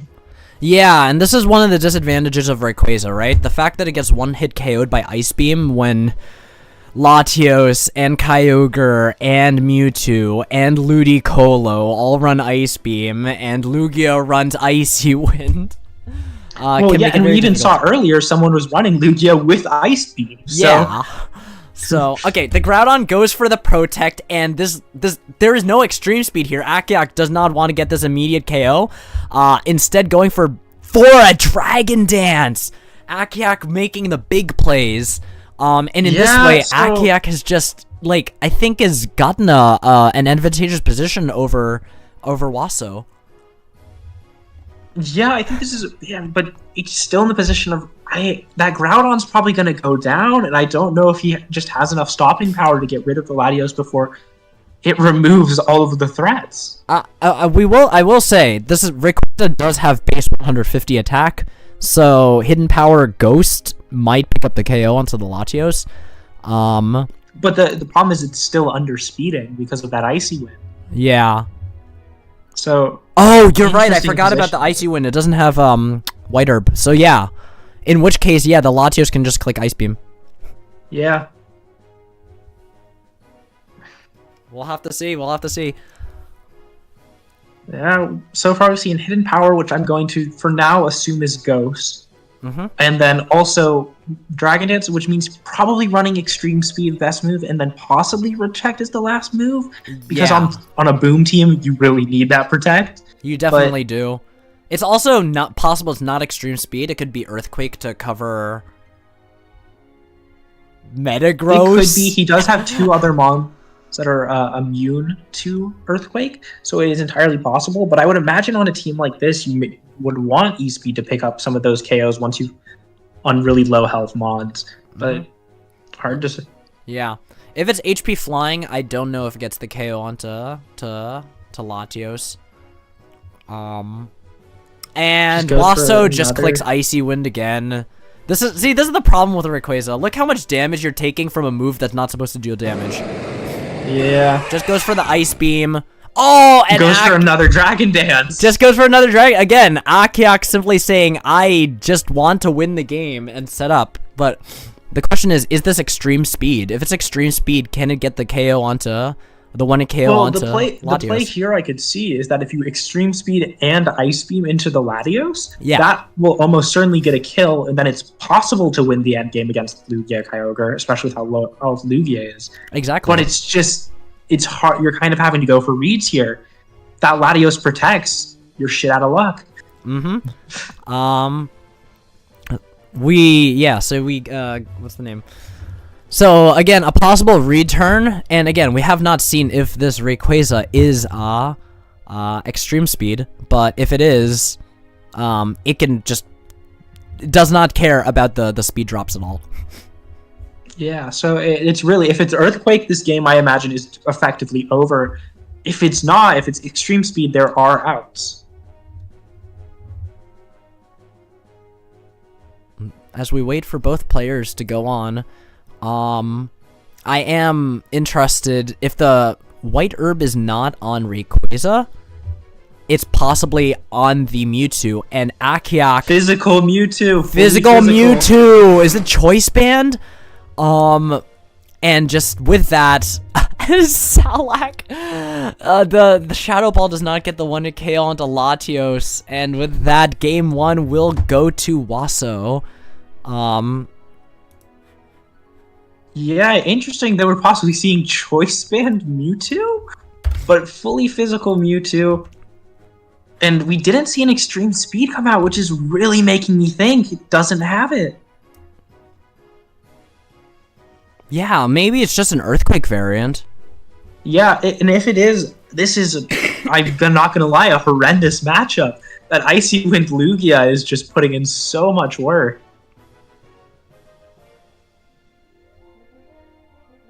That Lugia survived on only a handful of HP after the boom from Gengar, and then just sat there for the rest of the game going for Icy Wind and basically completely shut down that Rayquaza, which incredibly unfortunate to see that despite what looked like a very good start, he just didn't have the right set to be able to take down the opposing team. So as we go into game 2, we know Akiak's team is just very physically oriented, right? It's a physical Mewtwo, it's a physical Rayquaza, it's a physical Gengar, and a physical Groudon. Do you think there's a reflect on Waso's team? It's an Icy Wind Lugia. I honestly don't think so. Just because both of these teams seem to be primarily, outside of the Lugia, it seems like a heavily offensive team. So, to me, I think it would be unlikely to see a reflect here. Okay. Just attacks Especially on now, everything. Yeah, especially now knowing that the Lugia 100% lives that Gengar's choice, that Gengar's explosion. You have a very good switch-ins to any play that they can make, because the Lugia, it lived the explosion, and just by sitting there on like 10 HP, it still won the game. Oh my goodness.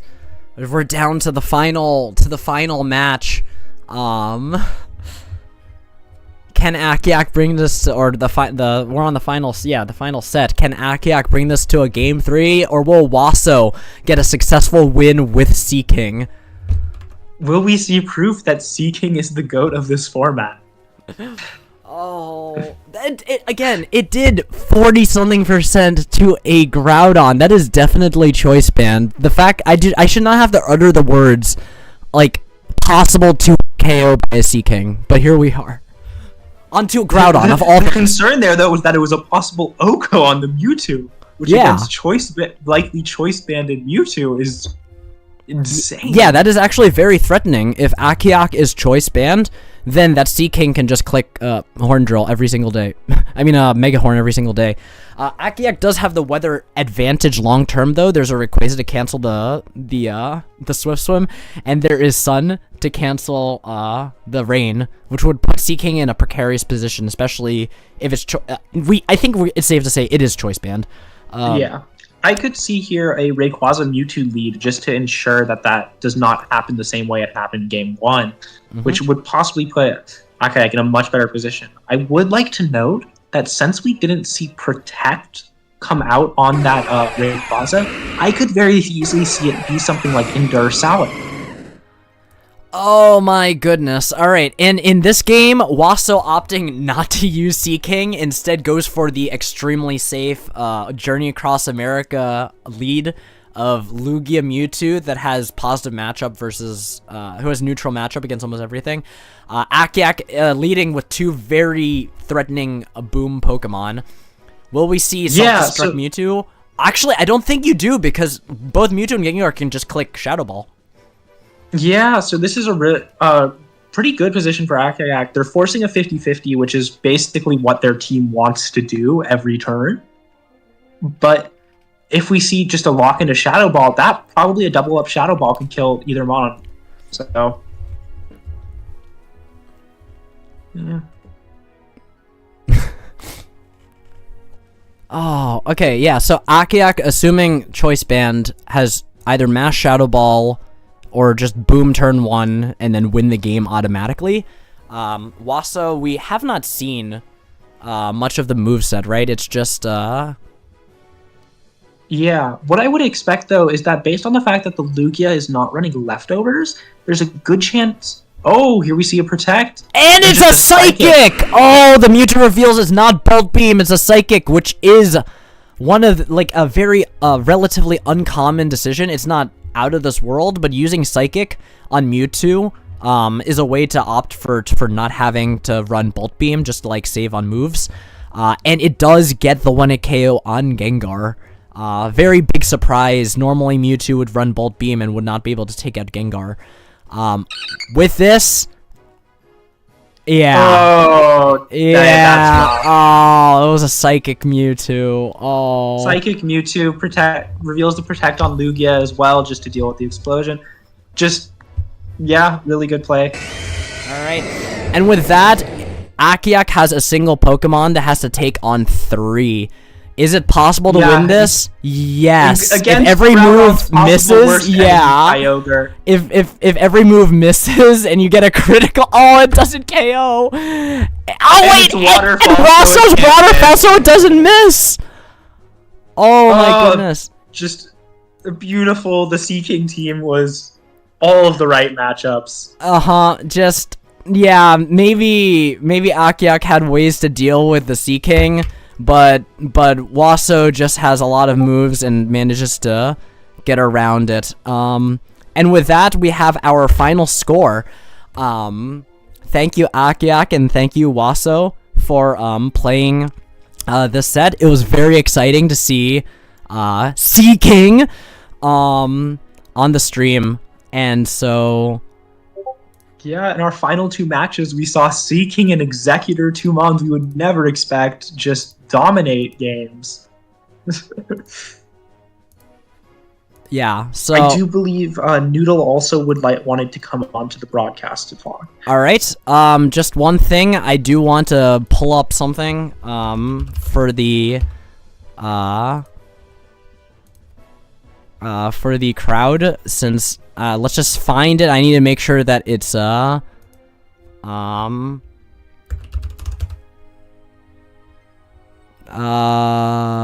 it's gonna take a while.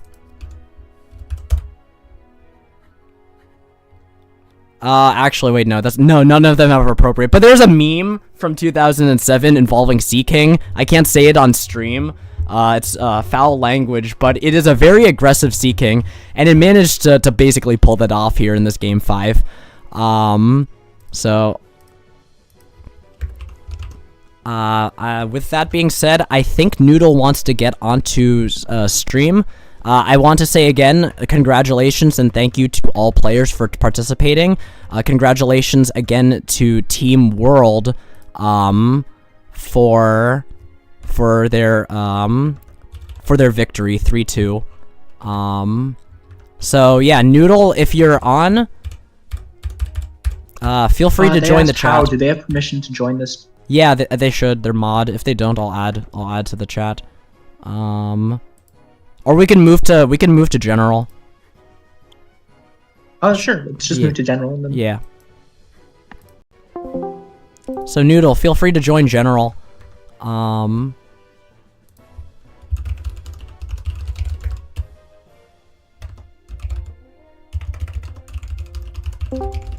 Hello. Hello. How do you, so you Noodle, and you're a moderator for our Discord server, but also you're team captain for Team World. What do you have to say about the players that you've been coaching and, training? Oh, yeah, I mean, I love the dedication of the team and everybody we chose and everything. Kind of just going down the line, I really kind of wanted to maybe put a little emphasis on people who've been playing JAA or kind of have a general interest in it and everything, which is why I didn't choose myself to play. I wanted to try to, cast a wider net, get some more involvement going there. And yeah, I think we chose some pretty dedicated players. Motorhead's been playing JAA with us for everything for a bit. We've got Akiak, he's played a few games beforehand, kind of working on that kind of side swagger, boomy team with Electrode and Wake Plaza and everything. Yeah. Who else? Yemi came out of nowhere, or whatever, right? Like, had been in the server for a bit, never knew she was there or anything, or said anything until we started advertising this event, and it turns out, yeah, Yemi might be the most knowledgeable, player about JAA in the world. Quite possibly. Yeah, exactly. And she just sort of showed up out of nowhere, right? Like joined the server, and all of a sudden is beating everybody else at Journey Across America 2006. And doing it with a very strong knowledge of both the Western metagame and the Japanese metagame, and everything, knowing kind of standard stuff, what we would consider standard and everything, but also being like, yeah, I'm gonna bring some mischievous. Yeah, that was pretty cool. Yeah. And everything. And we, also had like Komodo Dragon, had to bring him. Like he participated at the Journey Across America Ore Cup, got second. Actually competed, in 2006, winning the Pittsburgh Juniors event and everything. So, it was cool to have a player like that on the team. And rounding out with Oops, who's shown recent interest and everything like that. And, has been pretty involved in helping out. So, good, solid group of people. Really kind of happy with the collaborative effort we've been able to put together.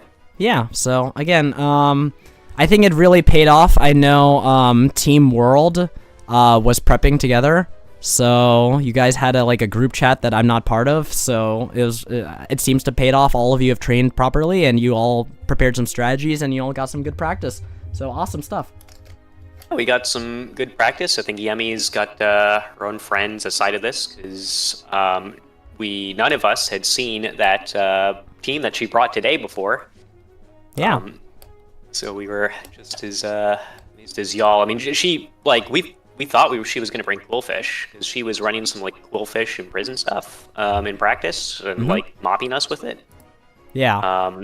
But ended up bringing some other things. Yeah. So again, thank you for volunteering to head Team World to help with the training and the organization.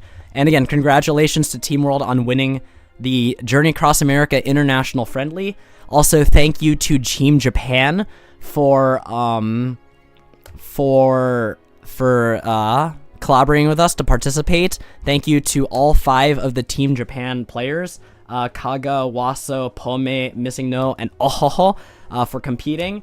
And the biggest shout out, thank you to Teru. I know you couldn't be here on the stream today, but you are Teru, and is 50% of how this was possible, and working with him was it was very exciting, a second year in a row. I'm so glad that we were able to get this event successfully accomplished, and I am very happy to have worked with him. So thank you to everybody for watching this live stream.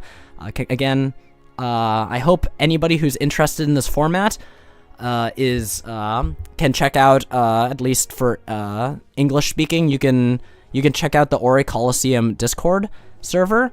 And if you are Japanese, I would recommend reaching out to any of the players who have participated here if you want to play some more Journey Across America. I know especially Hope Flygon is probably the most active Journey Across America player in Japan, so you can reach out to him for that. And a final announcement we have. Let's see if I can get it on my screen. Where is it? For those of you who are attending EUIC in London, we are having an Ori Coliseum tournament at the European International Championships as a grassroots event. So if you're attending EUIC, please make sure to check out our website, our server. Details are posted here. It will be on the Saturday of EUIC, and we'd like anybody who's currently in London, and more specifically people who are attending EUIC, to join us for some Generation 3 battles. It's going to be an exciting time. We'll have rental GBAs, and we'll provide teams to people if you do not have your own team. So please check it out. It's going to be our biggest, most important event so far as a community. So please check us out. Otherwise, thank you everybody for watching and attending, and we wish you well, whether it's nighttime or afternoon or midday or morning. Good luck, and thank you everybody.